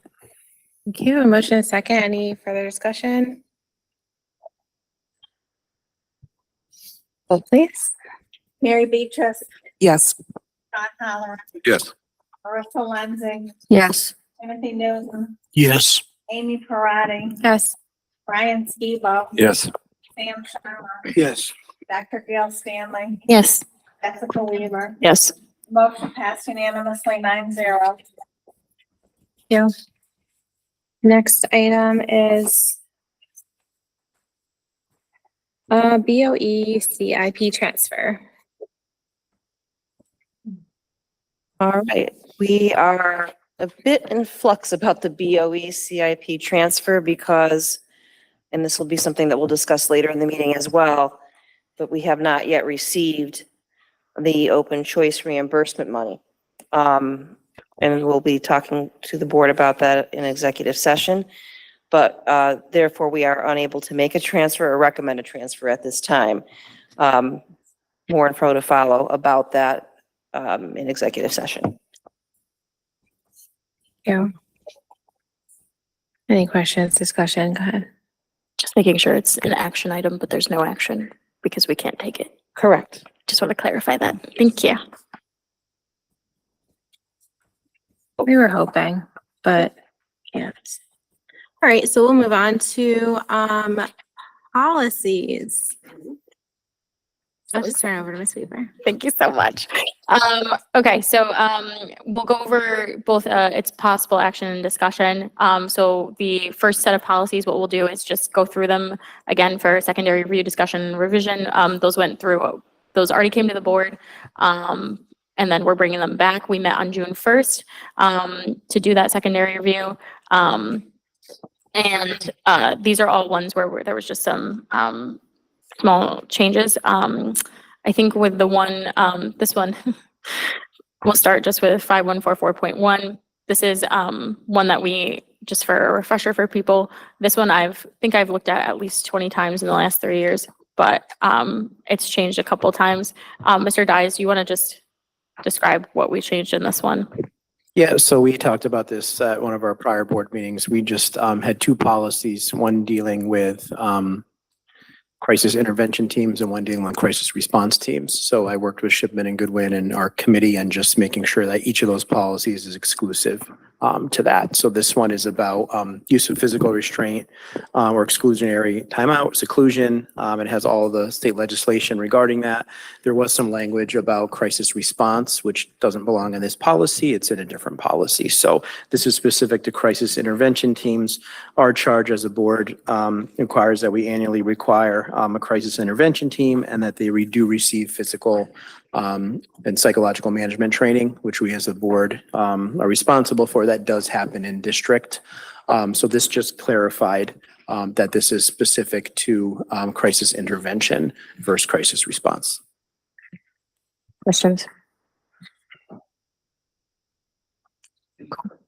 Next one, and again, as I always say, it doesn't change any of the material nature of the policy. It's just noting that if we did crisis intervention and crisis management training, that would require a lot more people to do that.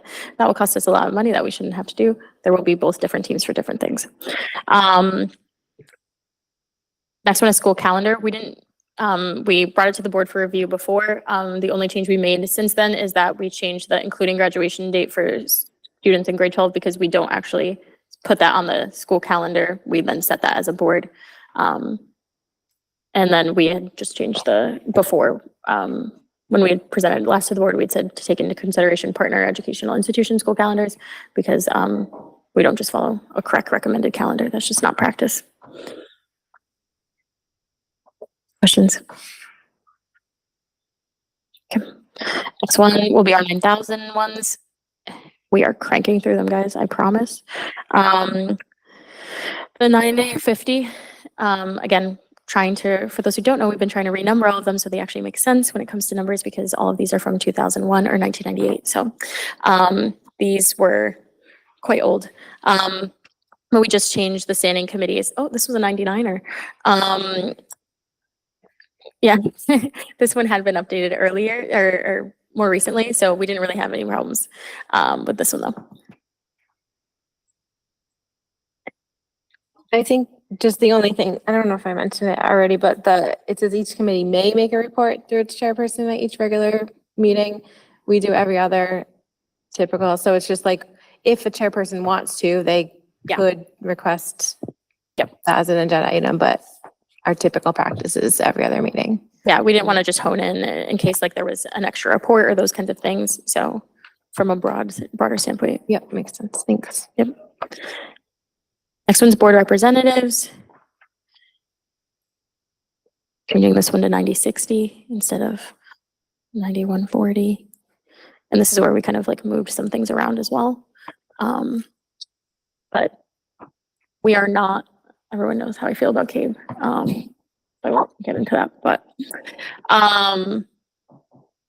this was a pretty simple change. Also, there was a policy reference to the chairperson, which is not a policy we have anymore, so, or had it at all. So other than that, this was pretty much the main part of this policy was just appointments.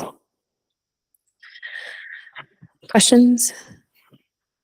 Mr. Halloran? Do we need to mention CREC? Yes, we do have a correct seat. Okay. We did confirm that. Thank you. Salmon's on it.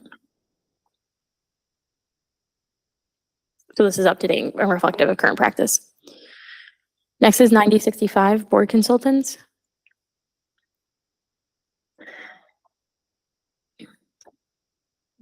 And we'll get there. And we just kind of changed some of the language in the first paragraph because it was ugly from time to time. We just said as needed because we know consultants are used for a broad array of things. So, and we knew that the first paragraph should really reflect kind of the stanzas below. That was just to kind of streamline some of the verbiage. We thought cost was a little broad, yeah, or nebulous. And that was the only changes to that.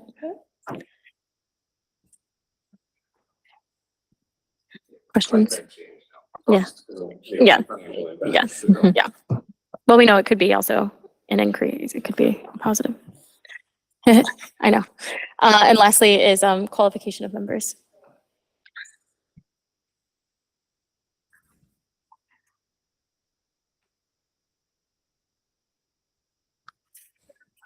So this one, we just wanted to let you know that this policy has been moved to 90/70.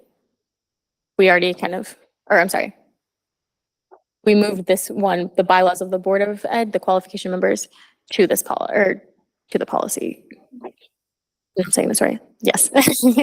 Yeah.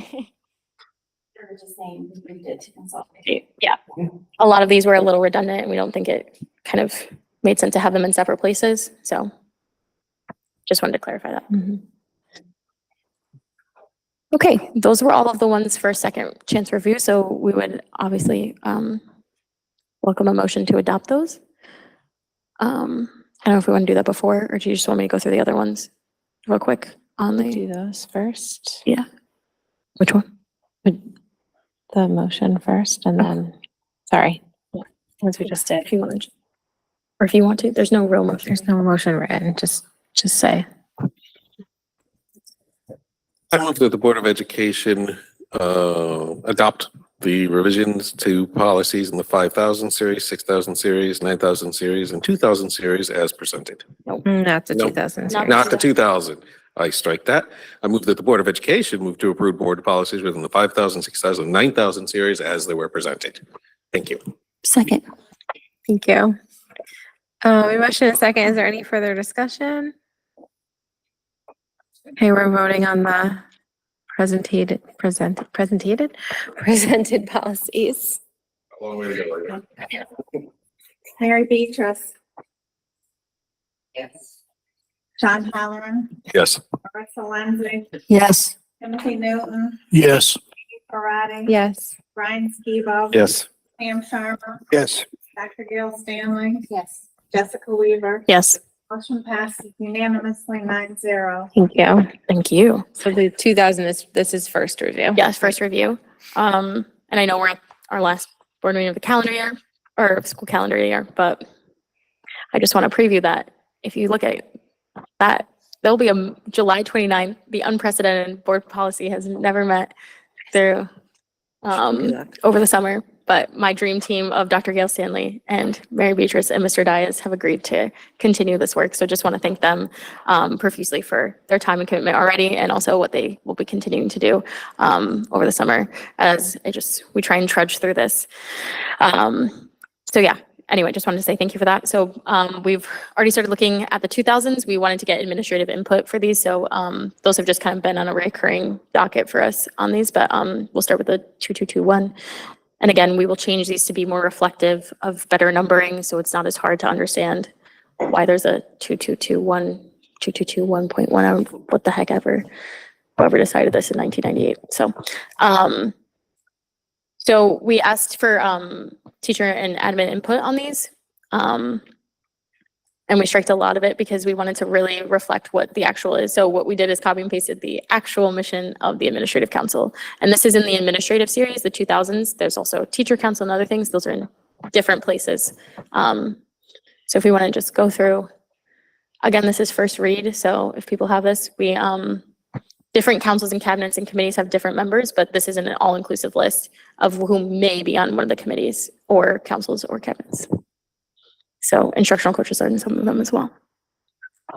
And we wanted to reflect current practice, so meetings are held monthly. Given that those likely change and not published then. Questions? Okay, next one is 2232. This is administrative reports.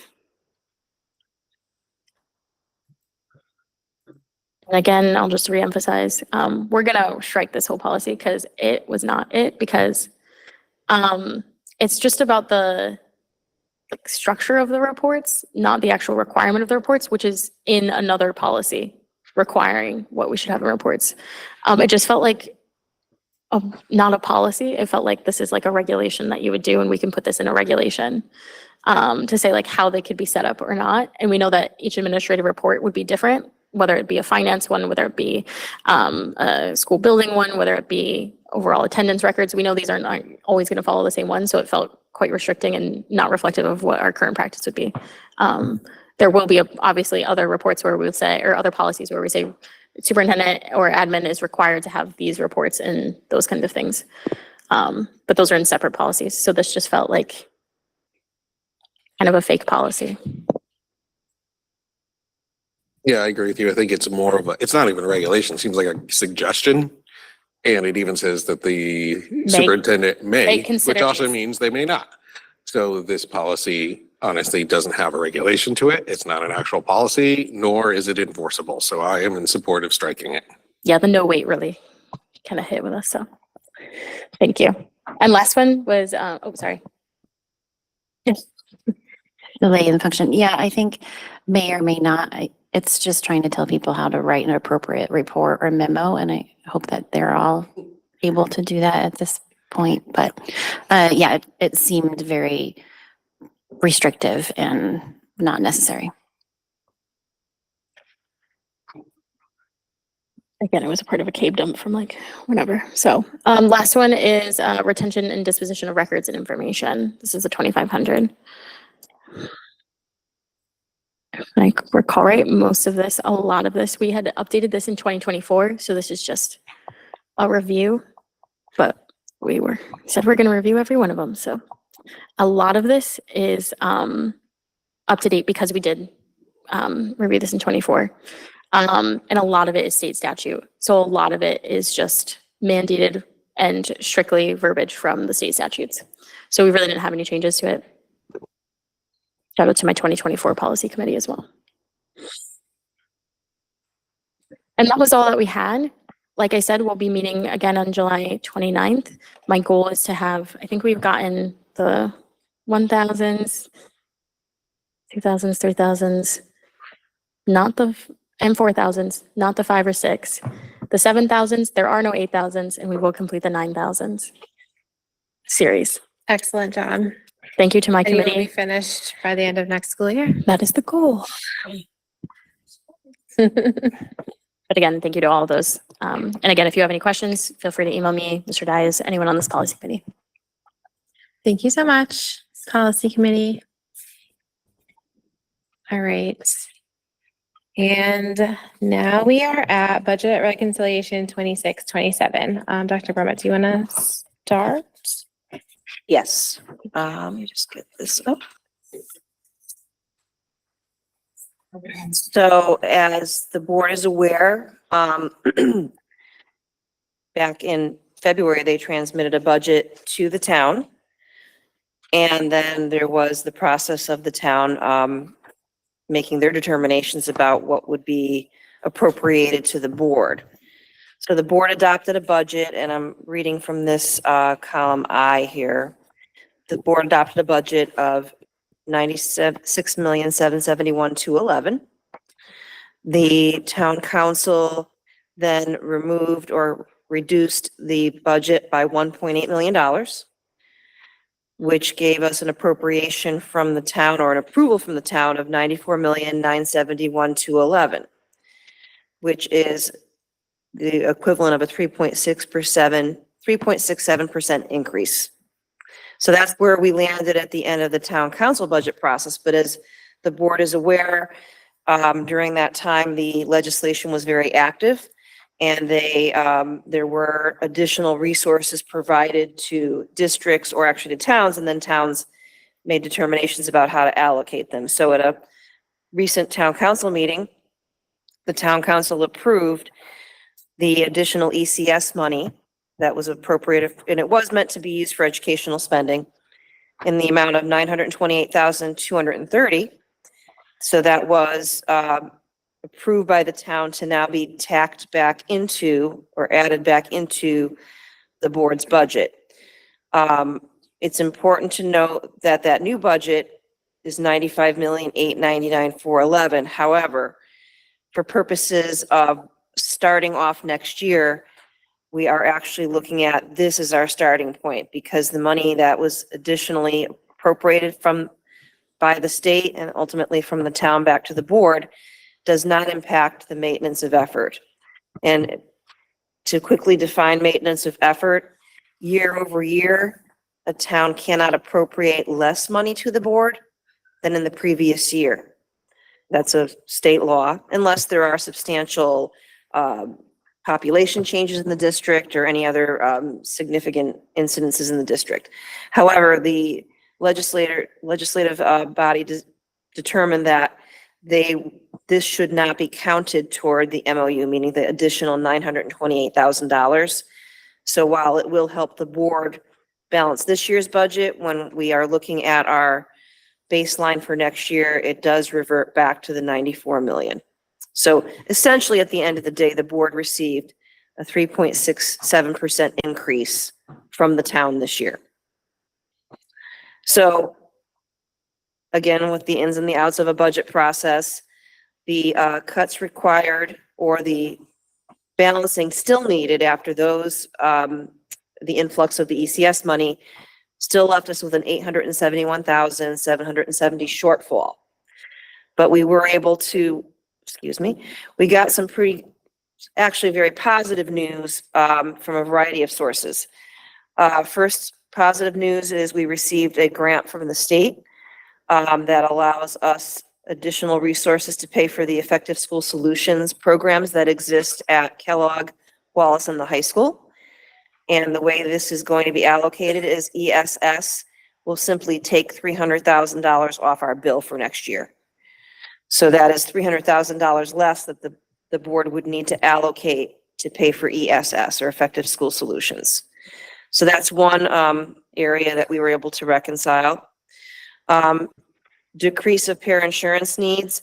We weren't going to start para insurance until September when everyone returns.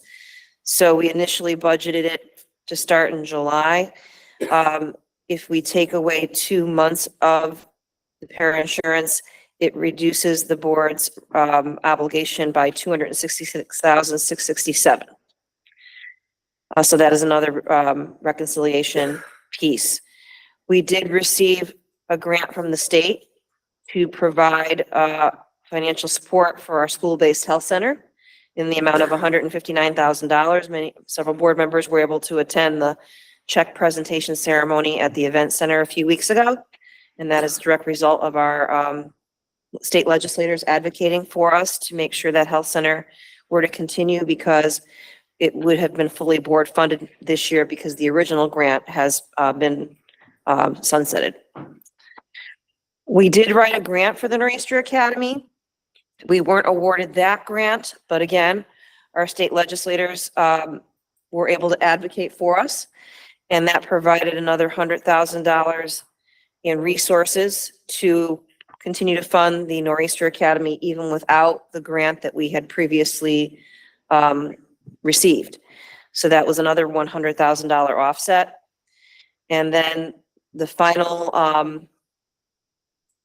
piece of the puzzle here is we did a small Red Rover software cut to balance the remaining budget, and that's a $46,103 cut, which brought us to where we needed to be, $95,899,441. In summary, this budget does allow the board to continue the Nor'easter Academy, the school-based health center, all of our ESS programs, and to fund para benefits beginning in September. So that is the recommended reconciliation that the board can consider, but I will turn it over to board chair for further discussion. Thank you. Can you just, what is that Red Rover software? I'll have Ms. Bover field that. It was a software that was put in by the previous assistant superintendent, that where he was going to change from Frontline to Red Rover, and we decided against it. Okay. Because it was also a doubling of the expense. So it So was it was in our an budget easy that we cut. just didn't realize. We had Frontline and the Red Rover was there, and when I found out what the Red Rover was, Oh, it was okay. an easy cut. Okay, perfect. Thank you. You're welcome. Question, comment? Dr. Stanley? Sorry, I think you were.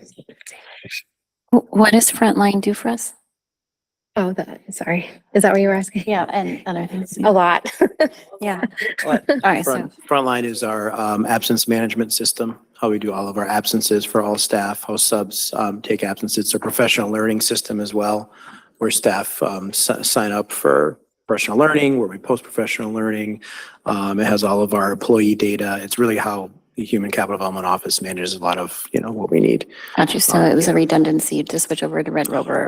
There was a plan to work with Red Rover, phase out frontline over time. It doesn't have to happen next year. Okay. It's just there's several competing software systems out there. There are some districts that are moving to Red Rover, just some of the features. So we've been exploring that.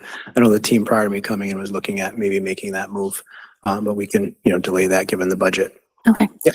And then I did have questions about the Nor'easter and the health-based center. So there are no more just to clarify, so there's no more grants that we can apply for the school-based health center. We got the 159,000 that we were looking for from Mr. Turco and our legislature. So that was the grant that had been counting on. But I believe we also were pursuing other grants, but our grant writers could not find any that we were eligible for. And the ones we applied for, we did not get. So to answer your question, yes, this only came through as a result of our legislators advocating at the state level. The grants did not yield any positive outcomes. Okay. And these legislators, they guaranteed money only for our district, or was this other legislators also being able to do something with policy as more of a statewide that would be a consistently funded something? The ESS was District 9, Senate District 9. So it was divided between the five districts, yep. 5 districts. And I believe that every legislator has the ability to make requests. And that's what Gary had done for the school-based health center. And I believe Mr. Lesser did for the Nor'easter Academy. So you're right, is not a ongoing, it's a this year, this budget, upcoming budget. But we obviously continue to work with them, and then our grant writer is also continuously looking for any and all grant opportunities that we have. Thank you. Mr. Holleran? Thank you. A couple comments. First and foremost, I just want to go on record and thank Representative Turco and Senator Lesser for fighting really hard to get us those grants for the academy and the school-based health center. That was never a given. They did really have to work for it.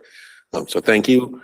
I'm not super thrilled that to reconcile the budget, we're asking our paras to delay their access to health benefits. I understand why. I wish there was a different way we can come up with $266,000. Yeah, go ahead, Ms. Booker. With the late, with the fact that we didn't get this till now and you haven't voted on it yet, it is absolutely impossible to have the insurance company get it all set up until at the earliest September. Understood. Thank you for the clarification. Ms. Weaver? Yeah, I just wanted, because I asked the same question last meeting and I was like, why? And then Lynn cleared it up. So thank you, Lynn, for that. Again, not a fan, but obviously I know. Welcome to bureaucracy. Yeah, I just wanted to say too, again, I think it's great that we can, and I think as a board, we really were adamant about funding school-based health center and the Nor'easter Academy. And then, I think I'll address more in the board comments tonight about career educators and how I think we've been talking about this. It feels like for, at least in my years, many years. And I think one of the things is, yeah, nothing will be perfect. And I think there will still be more. But in light, especially, I know this was a very difficult budget year, particularly on the town side of things, and us having to absorb $1.8 million cut to our proposed budget. I think we are landing in an okay spot. I'm never really happy at the end of budget season because you always want to do way more. And I think that's probably reflective in the other side of the blue there and on the screen of where we probably wanted to be at more, just from what we want to provide. But I think, yeah, we have to reconcile to have this. And I really, really want them to get any kind of insurance at the earliest. So recognizing that, I think this is we do with what we got, with what we have. And I think the other thing to note too is this, I think to Dr. Stanley's point, and my concern always is, what does this mean next year? What does this mean for the following year? Are these sustainable funding streams that we have? And oftentimes these are one-off funding streams with the grants that aren't, they're covering things that I think are sustainable programs that we need to kind of one-off. So I think the concern is still that, but I would say next session I think will be interesting when it comes to state funding. Perhaps we'll be talking more and more about the education cost sharing grant once more. Once again, it does not adjust for inflation. So I know many of us might be up there advocating again for an actual and equitable ECS formula, because I think that could have done a lot more for all of our districts. But I do want to just reiterate too, I appreciate the advocacy that was done both by board members, by Dr. Brummett, and by our state legislators to make sure we at least got some additional state funding that frankly still doesn't cover a lot of our ECS or what I think should be covered by ECS, but just wanted to note that. Mr. Newton? I have a question for Lynn. If we had kept the full amount of 1.6 million for them and found $280,000 in cuts, would that have made the benefits for the paras more affordable to the employee if we kept it at the full 1.6, or is that not irrelevant? The costs are dictated to us by the actuarials that do it for the locked-in group. So it's based on the actual costs for all the groups. And then it could have happened that their copays might have been less. But as it was built at the 19% copays, which is lower than some of the other groups. Dr. Stanley? And so just under consideration, and we are incredibly grateful that we have this funding to give funding to our health centers and our Northeastern Academy for this year. When we looked at other possibilities to cut, what were some other things that you considered, or if you're allowed to share, besides the software cut? And to balance the budget, because you said that was an easy place to cut because it's redundant and then it balanced the budget perfectly. Were there other areas in our budget that you were considering as a possibility to cut? I cut everything so deeply this year. I don't see that there were other areas where we could cut unless there's breakage, which we don't know of yet for positions coming in. Okay. And this Red Rover software cut, this was part of a expense cut, or it cut Red Rover transition for this year or delayed it totally? It just balances it perfectly. So I was like, did we just take a percentage off of it, or? It was a $50,000 cut, and I used the 46,103 to balance it, leaving the excess for HCD. Okay, thank you. You're welcome. Thank you for that. Yeah, I noticed too that it was like a perfect balance, but thank you for the opportunity for Lynn to explain it, because that definitely clears up potential questions. I put a question mark next to that as well, just to clarify why it was so perfect, but that's a perfectly acceptable answer and something that we would have done. Any other questions? I just do want to mention, because I know a couple members of the public had talked about paraeducator benefits, but also salaries.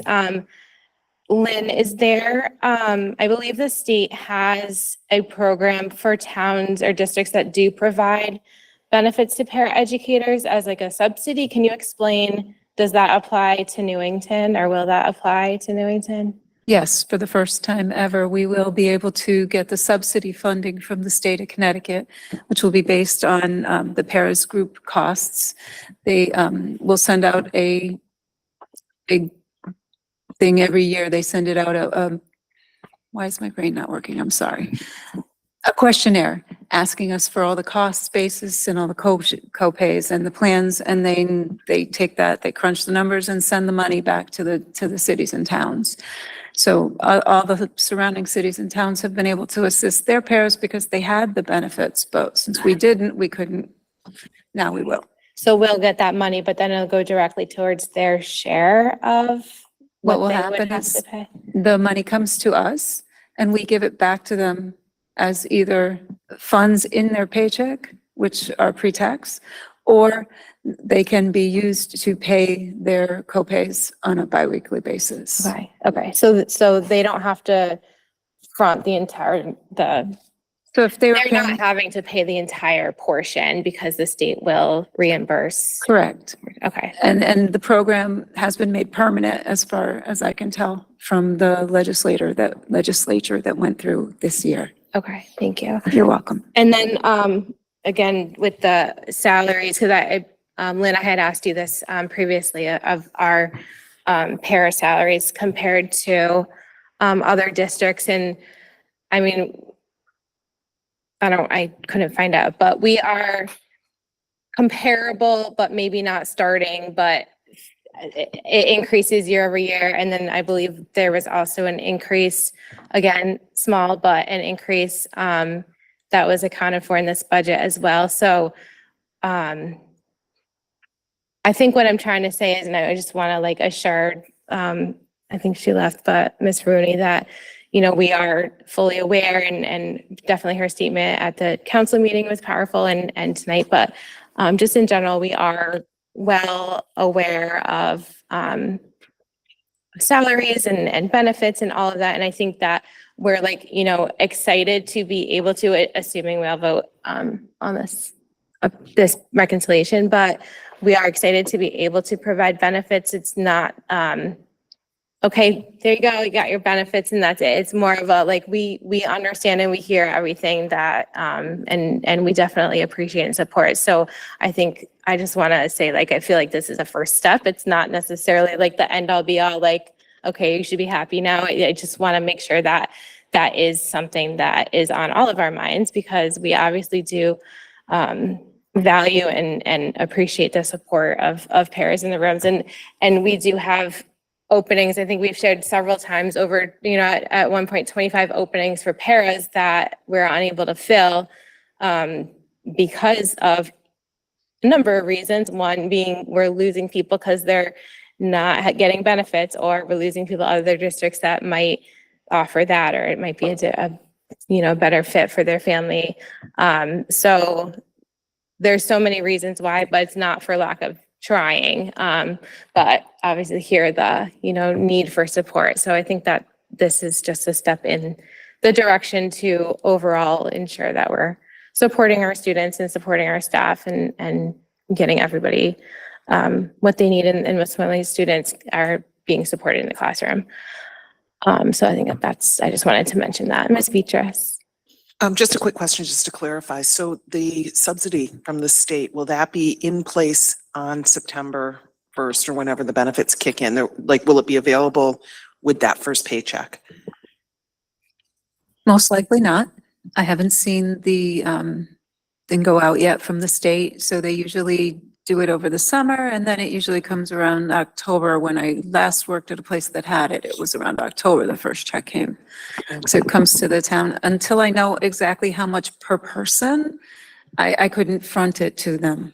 Okay, and then the other question that I had, and I think you may have actually already answered it, but it goes to our paras in the form of an increase in their like flex spending account, that kind of thing, to mitigate any pre-tax issues, or a health technically- savings account.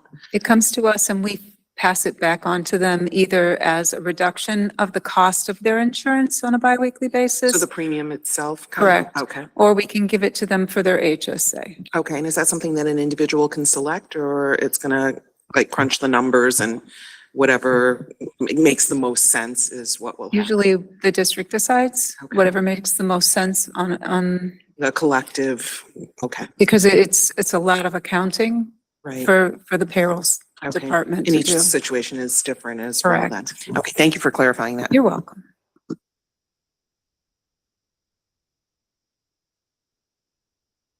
Sorry, my mic was off. Any other questions? Yes. I think I just want to add to, knowing that just to get the benefits, not even pay or other things was $1.6 million, or then we got to 1.4. And in lieu of like, that's on top of all the stuff we were just trying to flat fund. So to try and do this, I know there was a lot of questions at the beginning of the budget session about how do we add on an additional 1.6 million, which we know will be an additional cost, and then also do this in a year like this with a reval.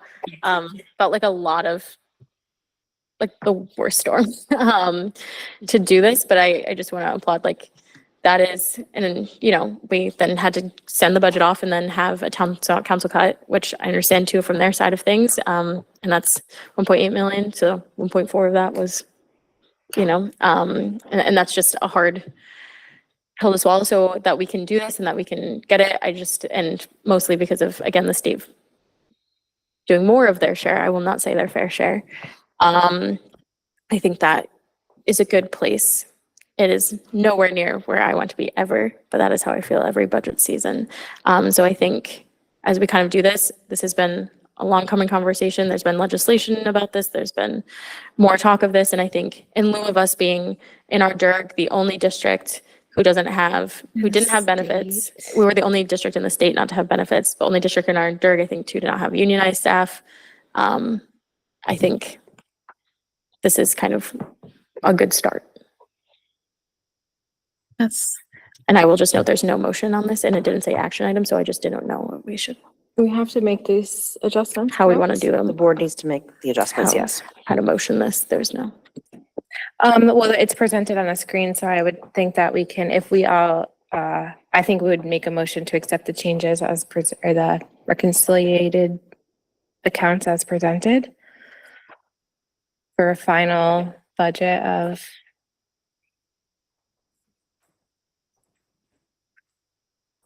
Mr. Halloran. Sorry, I'm just trying to think, would the final budget be 94th? The 95. 94, or would it be the 95? 95. But we're starting the school year at the 94. So the town next year is required to at least provide us that 94,971,211, which is our MBR minimum budget requirement. This extra 928,000 does not count towards that. So what we've been saying is, you know, we want to do para benefits. We understand that this funding was one time. However, we still feel the importance of it. And, well, we're going to vote on it. I still feel the importance of it. I'll speak for myself in this one, but, we just know going in next year, we don't want to take away para benefits. So we're kind of at a deficit when we start because we have to account for. I understand. Mhm. Thank you. So is there, I would entertain a motion to accept the changes as presented for a final Board of Ed budget for 26-27 of $95,899,441. Do I just say, So so moved? Thank you. Thank you so much. Second. Thank you. We have a motion and a second. Is there any further discussion? Okay, so we're voting on our budget. Mary Beatrice. Yes. Sean Halloran. Yes. Bertha Lindsay. Yes. Timothy Newton. Yes. Amy Parati. Yes. Brian Skibo. Yes. Sam Sharma. Yes. Dr. Gil Stanley. Yes. Jessica Weaver. Yes. Passes unanimously 9-0. Thank you. Okay, well, that was a fun budget season. Obviously, it never ends because we still, we're always continuously talking about it. The capital, Mm. did we have it on? I had budget reconciliation. Sorry. But Yeah, I think we should probably,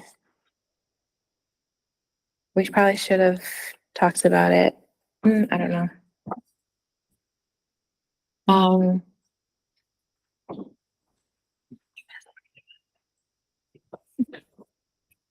Right. Let me just, I think it's applicable. Did yours die? Dr. Burma has something to share, which is applicable to the budget. We don't have to vote on it. Just an FYI for the board. Thank you. Let me just pop that up. As mentioned earlier, the ins and outs of the budget are still being determined. But I wanted to keep the board informed of some possibilities. The board did receive funding from the town to do the kindergarten wing of John Patterson. That was the one capital item that the board did receive, in addition to the $125,000 that we are statutorily or by our town council charter supposed to get. We did get $86,430, so that kindergarten roof is going to be completed this summer. If there were any realized savings, and again, we won't know about this until the very end of the month, the possibility the board could consider is the John Patterson media roof, which would be an additional project, but at the same time, that part of the roof is not as in significant need as the kindergarten roof, but it is a recommended project should we have resources to do so. I want to make the board aware as well that while we did not get money for the Ruth Chafee parking lot, we did get a DRIP grant this year, and it was a little higher than expected. So the DRIP grant, and again, that was state money that came as a one-time, or actually it's a 2-year, let's continue one more year. So that will cover the majority of the Ruth Chafee parking lot. However, to make that project complete, if we were to have any realized savings, the sidewalks do need to be replaced as well at Chafee, and that would cost $92,000. We did not get any budget money for our buses. I did share with the board, again, our fleet is aging. We recently had a significant, but a notable breakdown while students were coming back from a field trip from Mystic.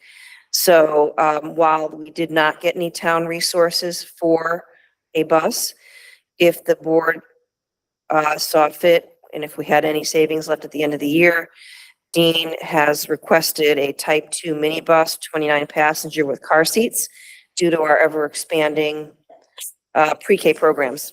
Bless you. So those are some things that we'd like to consider if the budget permits.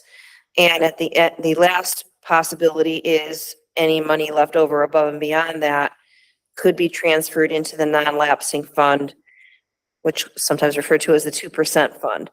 Given the totality of our budget this year, 2% of the budget would be $1,832,267. We do not know where this budget's going to land at this time, but these are suggested uses of the resources should there be any at the end of the year. If the resources don't exist, none of this goes forward.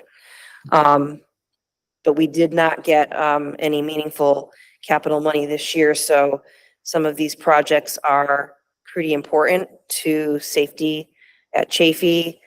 The roof at Patterson is on its last legs. Not as bad as the kindergarten roof, but it's getting close at the media roof. And as I mentioned earlier, we are not getting any resources for buses this year. So if we were to have some money left over, we want to transparently show the board that this would be an opportunity. So this is something that is really unable to be voted on because it's not known yet. These are just possibilities. And I know the board chair had just thought we could get some feedback on these possibilities.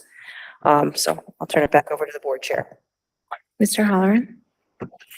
Thank you. I think one thing to consider for Ruth Chafee, along with the asphalt parking lot, the sidewalks, they could use some shading in their preschool kindergarten playground. I've heard from several teachers at PTA meetings that there's nowhere to find shade out there. So it just might be something we want to look into and consider, is to provide some type of awning, because we do have full preschool classes and kindergarten classes utilizing the playground fairly regularly. Ms. Weaver? Just want to clarify too, we're just putting that 1.8 as that's the figure would be up to 2%. It doesn't mean we have we're close to that or like. We don't know Yeah. that yet. This is just the possibilities, and we do not have any additional board meetings this year, so the school year. So these are thoughts, should there be any resources. But it's not like, oh, hey, just to clarify. This is not an This is not- approval item We're not because doing 1.8 million to, we don't know that yet. thank you. Ms. Lindsay? I don't remember. How much is in the non-lapsing right now?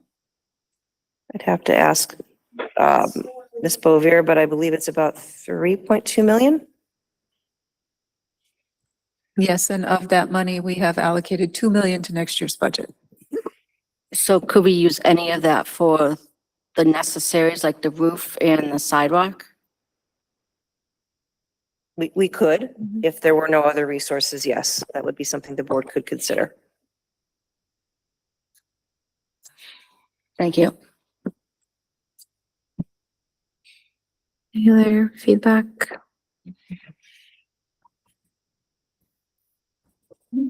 Is there currently any buses in use for this type 2, or is this a novel purchase for us?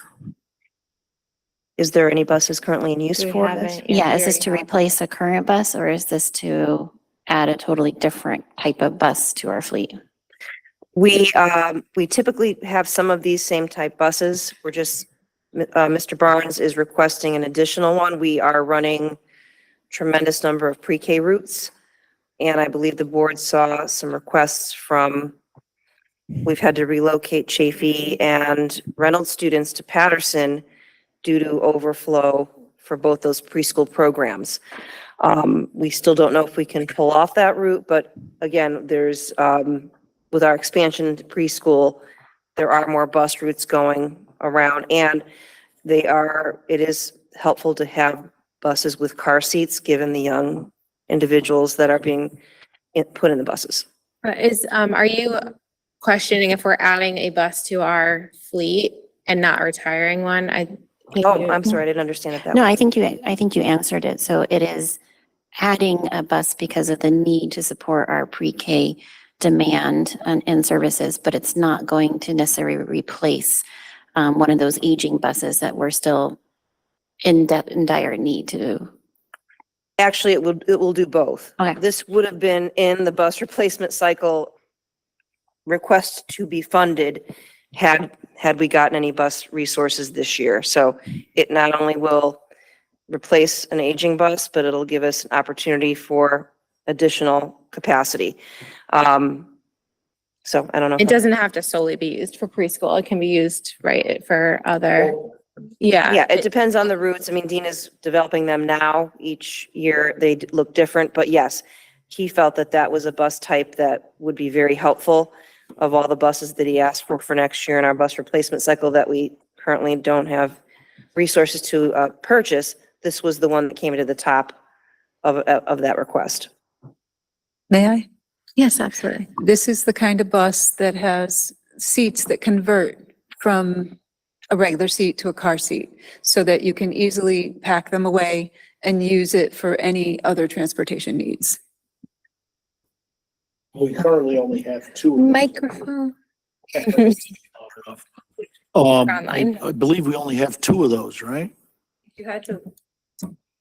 Yes, so if you had to buy car seats and put the car seats in and take them in and out, you would never be able to cycle the children around the school district.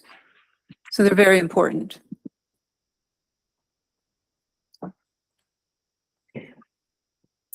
All right, so yeah, again, this is just FYI. Doesn't sound, I mean, I don't know if anyone has any huge, go ahead. No objections, but the roof Chafee sidewalks, this is not any like responsibility of the towns. I'm assuming that these are sidewalks within side, not the curb sidewalks or something. That's correct. And the town did already repair sidewalks that are their responsibility. These fall under our auspices. And asphalt is incredibly more, it wears down much faster than concrete. Concrete would be more sustainable. Okay, thank you. All right.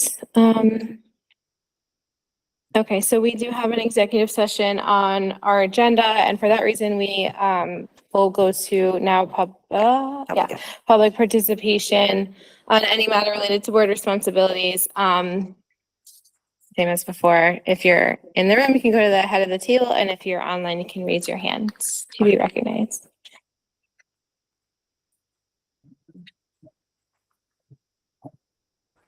You didn't have to raise your hand because you're in there. Mr. Nolan, go ahead. Got it. Hi, folks. At this meeting, do I state my name and address? Yes, please. Thank you. Jake Knowlton, 10 Hillside Street. First, you did it. Congrats. Budget season is kind of over, but getting ready for the next. I do not envy you, Ms. Bover. But congratulations. I think you guys did a great job. Sorry I couldn't be more of help. I'm currently focusing on SSPA 25-1, which is giving me a headache. But I wanted to first say I'm hoping that from what I'm getting from this meeting is that we found a way to sustainably fund para salaries and benefits. And okay, fantastic. And if not, I look forward to figuring out how to do that in the future. I wanted to come to speak about nutrition today.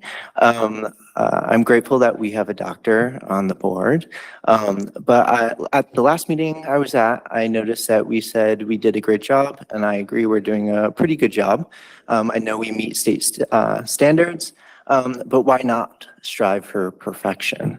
And so I just wanted to take a visit just because I remember when I was a student, we had blue raspberry applesauce and breadsticks provided. And as my generation says, side eye, because they're still provided. So I would just say, in the future, as the next year comes up or any other year, whenever we can get to it, let's try to do a little bit better, especially when I'm hearing from our teachers that behavioral issues are on the rise and they're struggling in their classrooms. We should be exploring all options. And as an adult, I understand how food affects my body, my temperament, and everything. So when I'm running on breadsticks with cheese and a blue raspberry applesauce, I'm not going to behave myself. And I don't expect any child to either. So that's all. I look forward to hopefully working with you in the future. I don't know how much longer I'll be here, but I will be here when I am. Thank you. Thank you.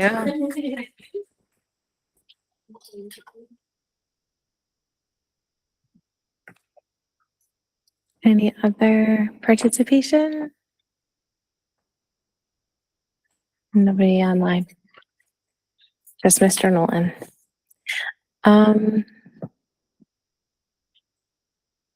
Okay.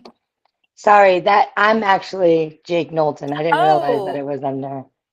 It's the I mom. was like, that's why I was like, wait a minute. All right, so Mrs. Go ahead. Yeah, so it's a family I'm affair at this sorry. point. No, please I don't was apologize. confused It's why he mine was for not ever raising his changing my hand. Google ID. So it's been this way since he's in middle school, and it's gonna stay this way because I'm too old to change it. So Okay, here we go ahead, Miss Nolan. Tina Knowlton, 10 Tina. Hillside Street. Yeah, I sat this one out, but I do have a couple things that I wanted to say. I appreciate all of the effort that you guys have made. I understand that, and all the interest that you guys have shown in giving the paras what they need and our support staff what they need, which in turn is what our kids need and what the teachers need. I am a little bit disappointed, if I'm being honest. I've waited this whole meeting for Dr. Brummett to address some of the issues that the parents have brought. I understand this isn't a question and answer session, but I think the overall theme of some of the parents' concerns was communication. And once again, none. There's no reassurance. There's nothing offered to the multiple parents that are online and that have taken the time to come out. And I understand that this is not the participation you're used to seeing. And I think we've all come to realize that this is the participation needed in order to get what our kids need. And so we're learning something, you're learning something, it's great. But at the same time, the other thing that wasn't addressed during all of your concerns about how we're going to get these paras, what every other district seems to be able to provide, were the raises that were given to admins. And I think that that is also something that shows in communication. I mean, you guys are, you know, giving examples of how hard it is to find the money to do this. And nobody addressed the fact that you found the money to give raises to the non-instructional, not frontline educators who are not on the front line, who we are top heavy in a district already. I think that addressing the fact that the behavioral issues that Dr. Brummett had the report on, and not once referencing asking teachers what they needed. And I've heard teachers in schools everywhere, and it's not just here in this district, it's everywhere, saying that, you know, if I get one more high def screen in my classroom, I'm going to scream. That's not what we're asking for. I think that teachers have told you, have been very vocal about what they really need. And I think I heard the word data more times than I heard anybody mention what the teachers are asking for and what they're telling you they need. I think that if it's communication, that's the issue. I think that's been the running theme throughout what the parents are here to tell you what they were so upset about. I think it continued through this meeting. I think that we would all appreciate a little bit more transparency and not just acting like it's business as usual. You know, you keep referencing that we've been trying to do this for years.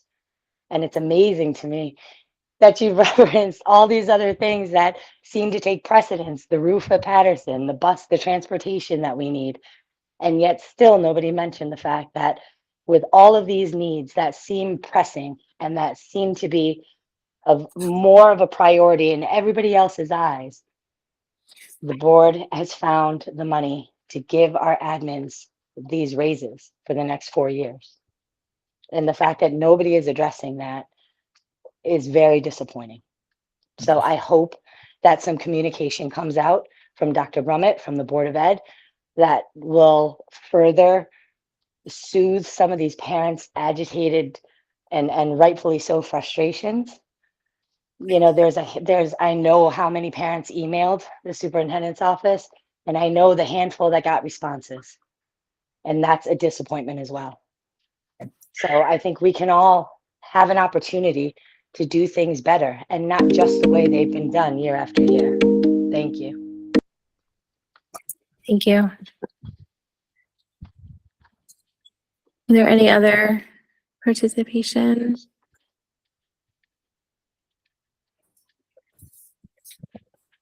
Again,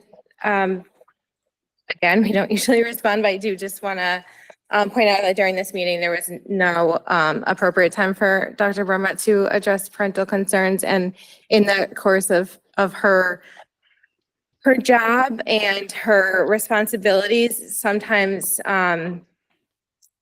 providing specifics is inappropriate. So just want to put it out there that there's a lot that is happening and has happened that Dr. Brummett's been a part of that she's not privy to share for privacy and FERPA. And parents that did email, I believe have gotten a response, but Dr. Brummett, if you don't mind, just maybe double checking and making sure that anyone who did email has one, and then anyone who spoke tonight also would receive a response. Again, there isn't an appropriate time at this meeting around this table for her to address specific concerns of parents. So I would encourage parents to reach out to Dr. Brummett directly, and she will do the needful, as they say. Thank you though for your participation. All right, seeing no others, we are now going to look to enter into an executive session. Do we have a specific? We will. Yeah, we will take a slight recess, but we'll just do the. Are we bringing in anyone? Yeah, we need to. Who do we need to bring in for this? The board. Yeah, it's just us. Okay. Perfect. I move that the Board of Education move into executive session. Second. We're not ready to go. We're- Can we enter in and then take a recess? We can just vote to enter. Yeah. We can start and so.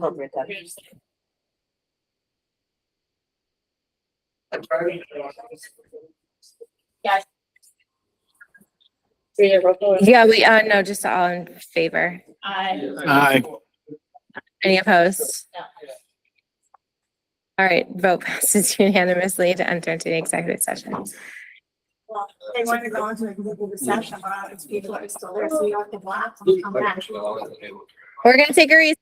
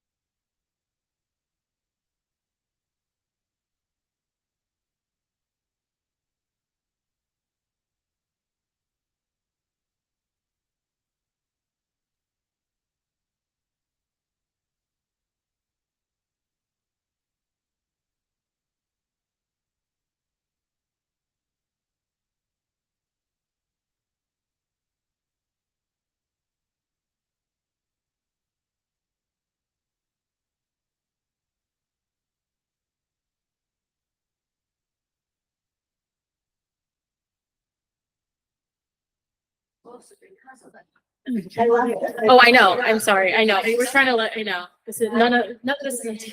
Oh, I know. Trust me. Amy, we're still going back into, it's not on the. We have a second meeting.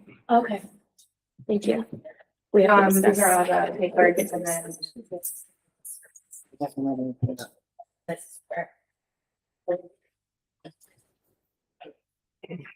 Promotion in the second. Is that just not executive session?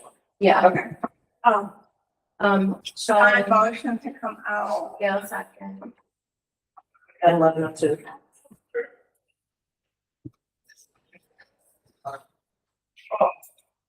Okay, I heard going. I was like, what's going on? But everyone's still like, Oh, you asked the time when I did write it down. I thought I did. there's like this video I saw the other day where it was like, No, the dad was wasn't- like, we should like. Yeah, you know, You're like, Like, I always appreciate it. I can't say that, but I can. It was like. So just, All right, wait. so keep your head straight, you'll be drunk this time. We're going for go. I go to bed late, just give me. It's gonna be beautiful. She's actually. Like, Yes, because they're gonna make a motion. And I gotta check this before back. I think I'm saying to Hampton. I think it's the one. All right, we can come back there. Sam's not here, but, we're back into public session. And we have new business. We have, renewal of superintendent contract, so I will entertain a motion. I move to accept the contract as discussed in executive session. Any motion, second, any discussion? Huh? Well, we can talk about like how much we love Dr. Brummett. Okay, I'm sorry. I won't drag it out. Roll call, please. Mary Beatrice. Yes. Sean Holland. Yes. Marissa London. Yes. Timothy Newton. Yes. Yes. Yes. Pam Charles. Yes. Dr. Gail Stanley. Yes. Jessica Weaver. Yes. The motion passed unanimously 9-0. Thank you. And remarks by board members? Yes, Ms. Very quick, because we have another meeting to go to, but just want to on the record too that do appreciate all of the comments that were made tonight. I know obviously this is many parents reached out and a very not ideal situation. Please know that take this very seriously and obviously things have occurred and events have occurred. I think it is important that I think we as a board to I won't speak for all of us, but I think we are in agreement that safety is of the utmost concern. And I know Dr. Roman will get back about that, but I think we will be looking at the communication plans and those kinds of things and the protocols that are in place to do that. I think there is, without a doubt, I know everyone on this board cares about the safety and knows that communication is vital and for our parents to know that. So just wanted to make sure that is acknowledged. It's not lip service. There should be actions to, will remedy, not remedy, but the situation happened, but to move forward, as I think someone noted. And the other thing too is just our paraeducators. We know that has always been on top of mind, not always, but has been a top of mind. And as I just kept saying, you know, we're the only district in the state that didn't have benefits. I'm very glad that that will be the step, that we will not be the only district left in that. And then we're one of the few that don't have unionized staff for that. But I think it is a step in the direction, and the fight is no longer, or is nowhere near done. And I know just, again, given the constraints of the budget, the revaluations, I know town council had a hard time with this. I know we had a hard time with this. And I know that the problems that we had this year will not go away next year. So this is a never, there are never ending challenges and barriers that we need to continue to try and face. And particularly in this world of education in the state of Connecticut, which is unique in not having like a county system, there always unique challenges here. So I appreciate everyone who came out tonight. Thank you for voicing your concerns. Please know they are heard and listened to. And please, and thank you to everyone on the board too, just for all of our discussions. I do appreciate all of our dialogues and these kinds of things. And I would be remiss if we didn't once again just say congratulations and well-earned Everyday Hero Award. That was one of my favorites to do. I think it was very emblematic of what our citizenry, particularly our youth, should look like. So thank you for highlighting that, and congratulations, Jack. You did great. And as the last one, school will be out. We will see everyone. Hopefully, all our board members will see many of you seniors and your senior parents at graduation on Monday night. We're very excited to celebrate the class of 2026. Thank you again for a great school year to all of our administrators, our staff, our teachers, our paraeducators. We will not be taking too much of a break this summer because we have teacher negotiations and policy. So I would be remiss. July 29th, 6:30. Thank you so much. Yeah. Dr. Stanley? I want to thank everybody who came out tonight. The parents that send the emails, we do see them, we do read them. We share the concerns, and I appreciate all the support that the office in Marine has done to communicate with the parents and try to round back on their concerns. Some thoughts and questions that I had, or some suggestions. It seems like this was a very traumatic event for some of the children and some of the families that went through this. I'm wondering if there are support and resources that we can offer to debrief or provide them with the counseling support for these students and families that may be dealing with a traumatic event like this. I think we should offer it for all of our JP families and our John Wallace families and district-wide in case there's been, some difficult discussions that have happened. I think that these resources are able to be activated, and I just want to make sure that we know how to do it, or we should activate it for the JP families regardless. I think we were talking about this, Sean had mentioned this as well in our session, but this really emphasizes the need to delegate the communication committee like ASAP. So who's going to be on it? How can we work on this communication? Because there are layers of accountability that need to happen to communicate such serious things like a school lockdown. And so I think, we need to make sure it's not a technical issue. We need to identify who is doing the final checks to make sure that it went out to all the families. There's lots of layers and double backs that could be set up. And I think with a committee, we can start navigating these struggles to make it better for our families.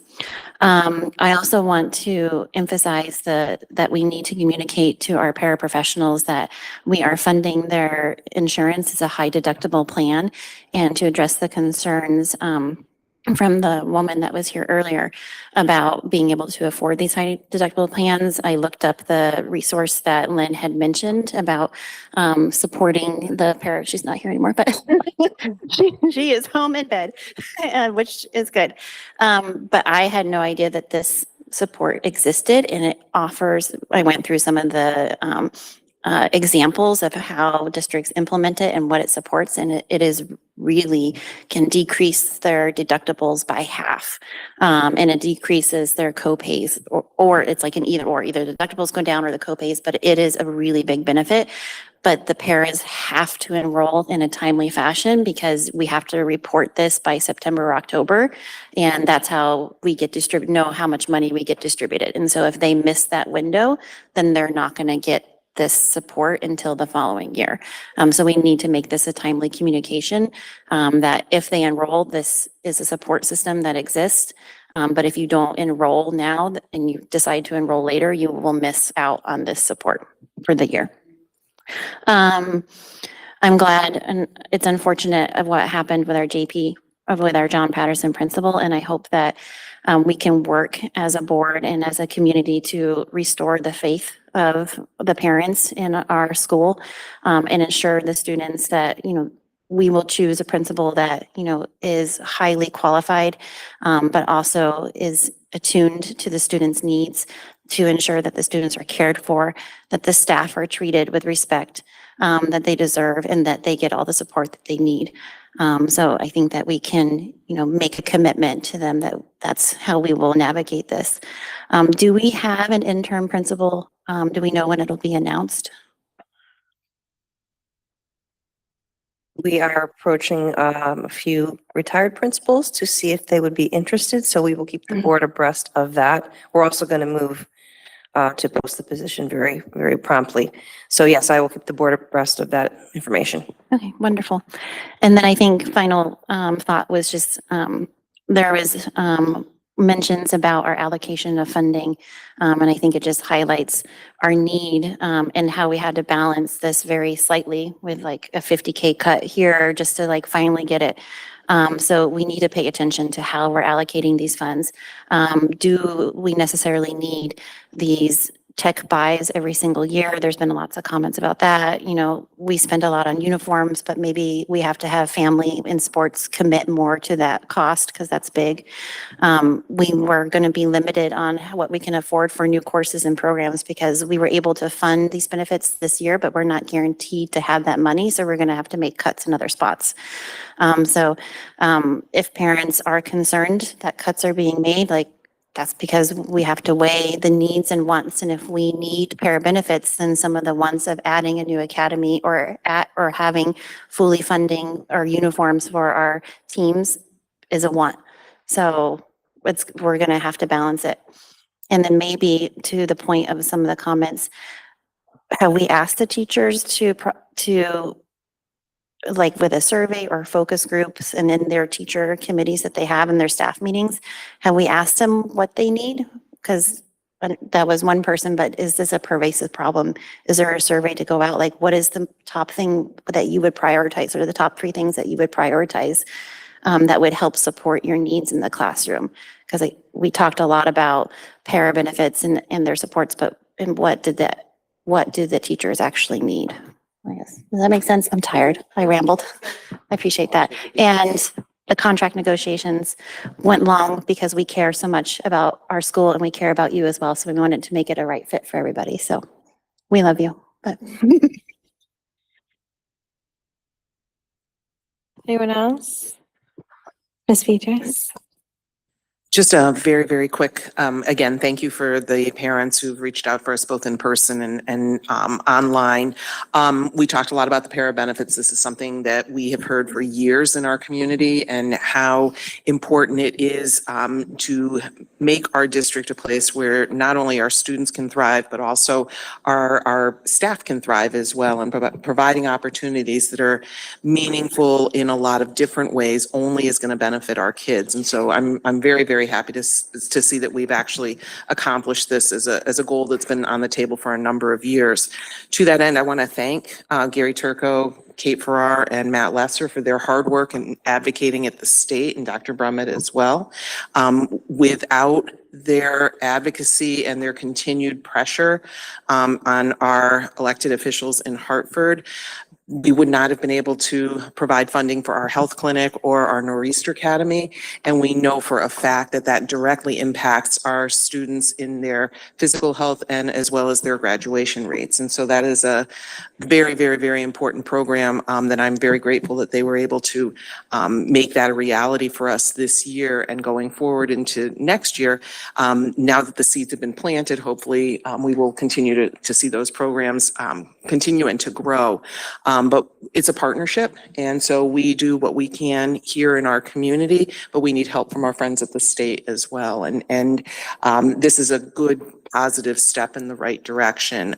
So it was a difficult budget season. They all are, but I think that this year in particular, this board as well as Dr. Brummett and her staff were able to take a very, very challenging situation and turn it into something that continues the strong history that we've had with providing our students the supports and the education that they really need and that we are responsible for providing for them. So thank you for everybody involved in that. I'm just going to keep it short. I mean, I echo what everyone else said. And I think I empathize with all the parents who showed up today, and we're going to work on communication and we're going to fix that. Thanks.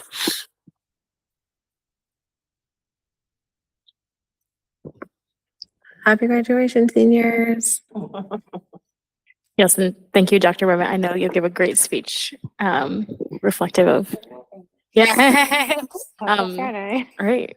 That motion to adjourn. We have a motion and a second. Is there any discussion? On favor? Aye. Meeting adjourned 11:18 PM. And now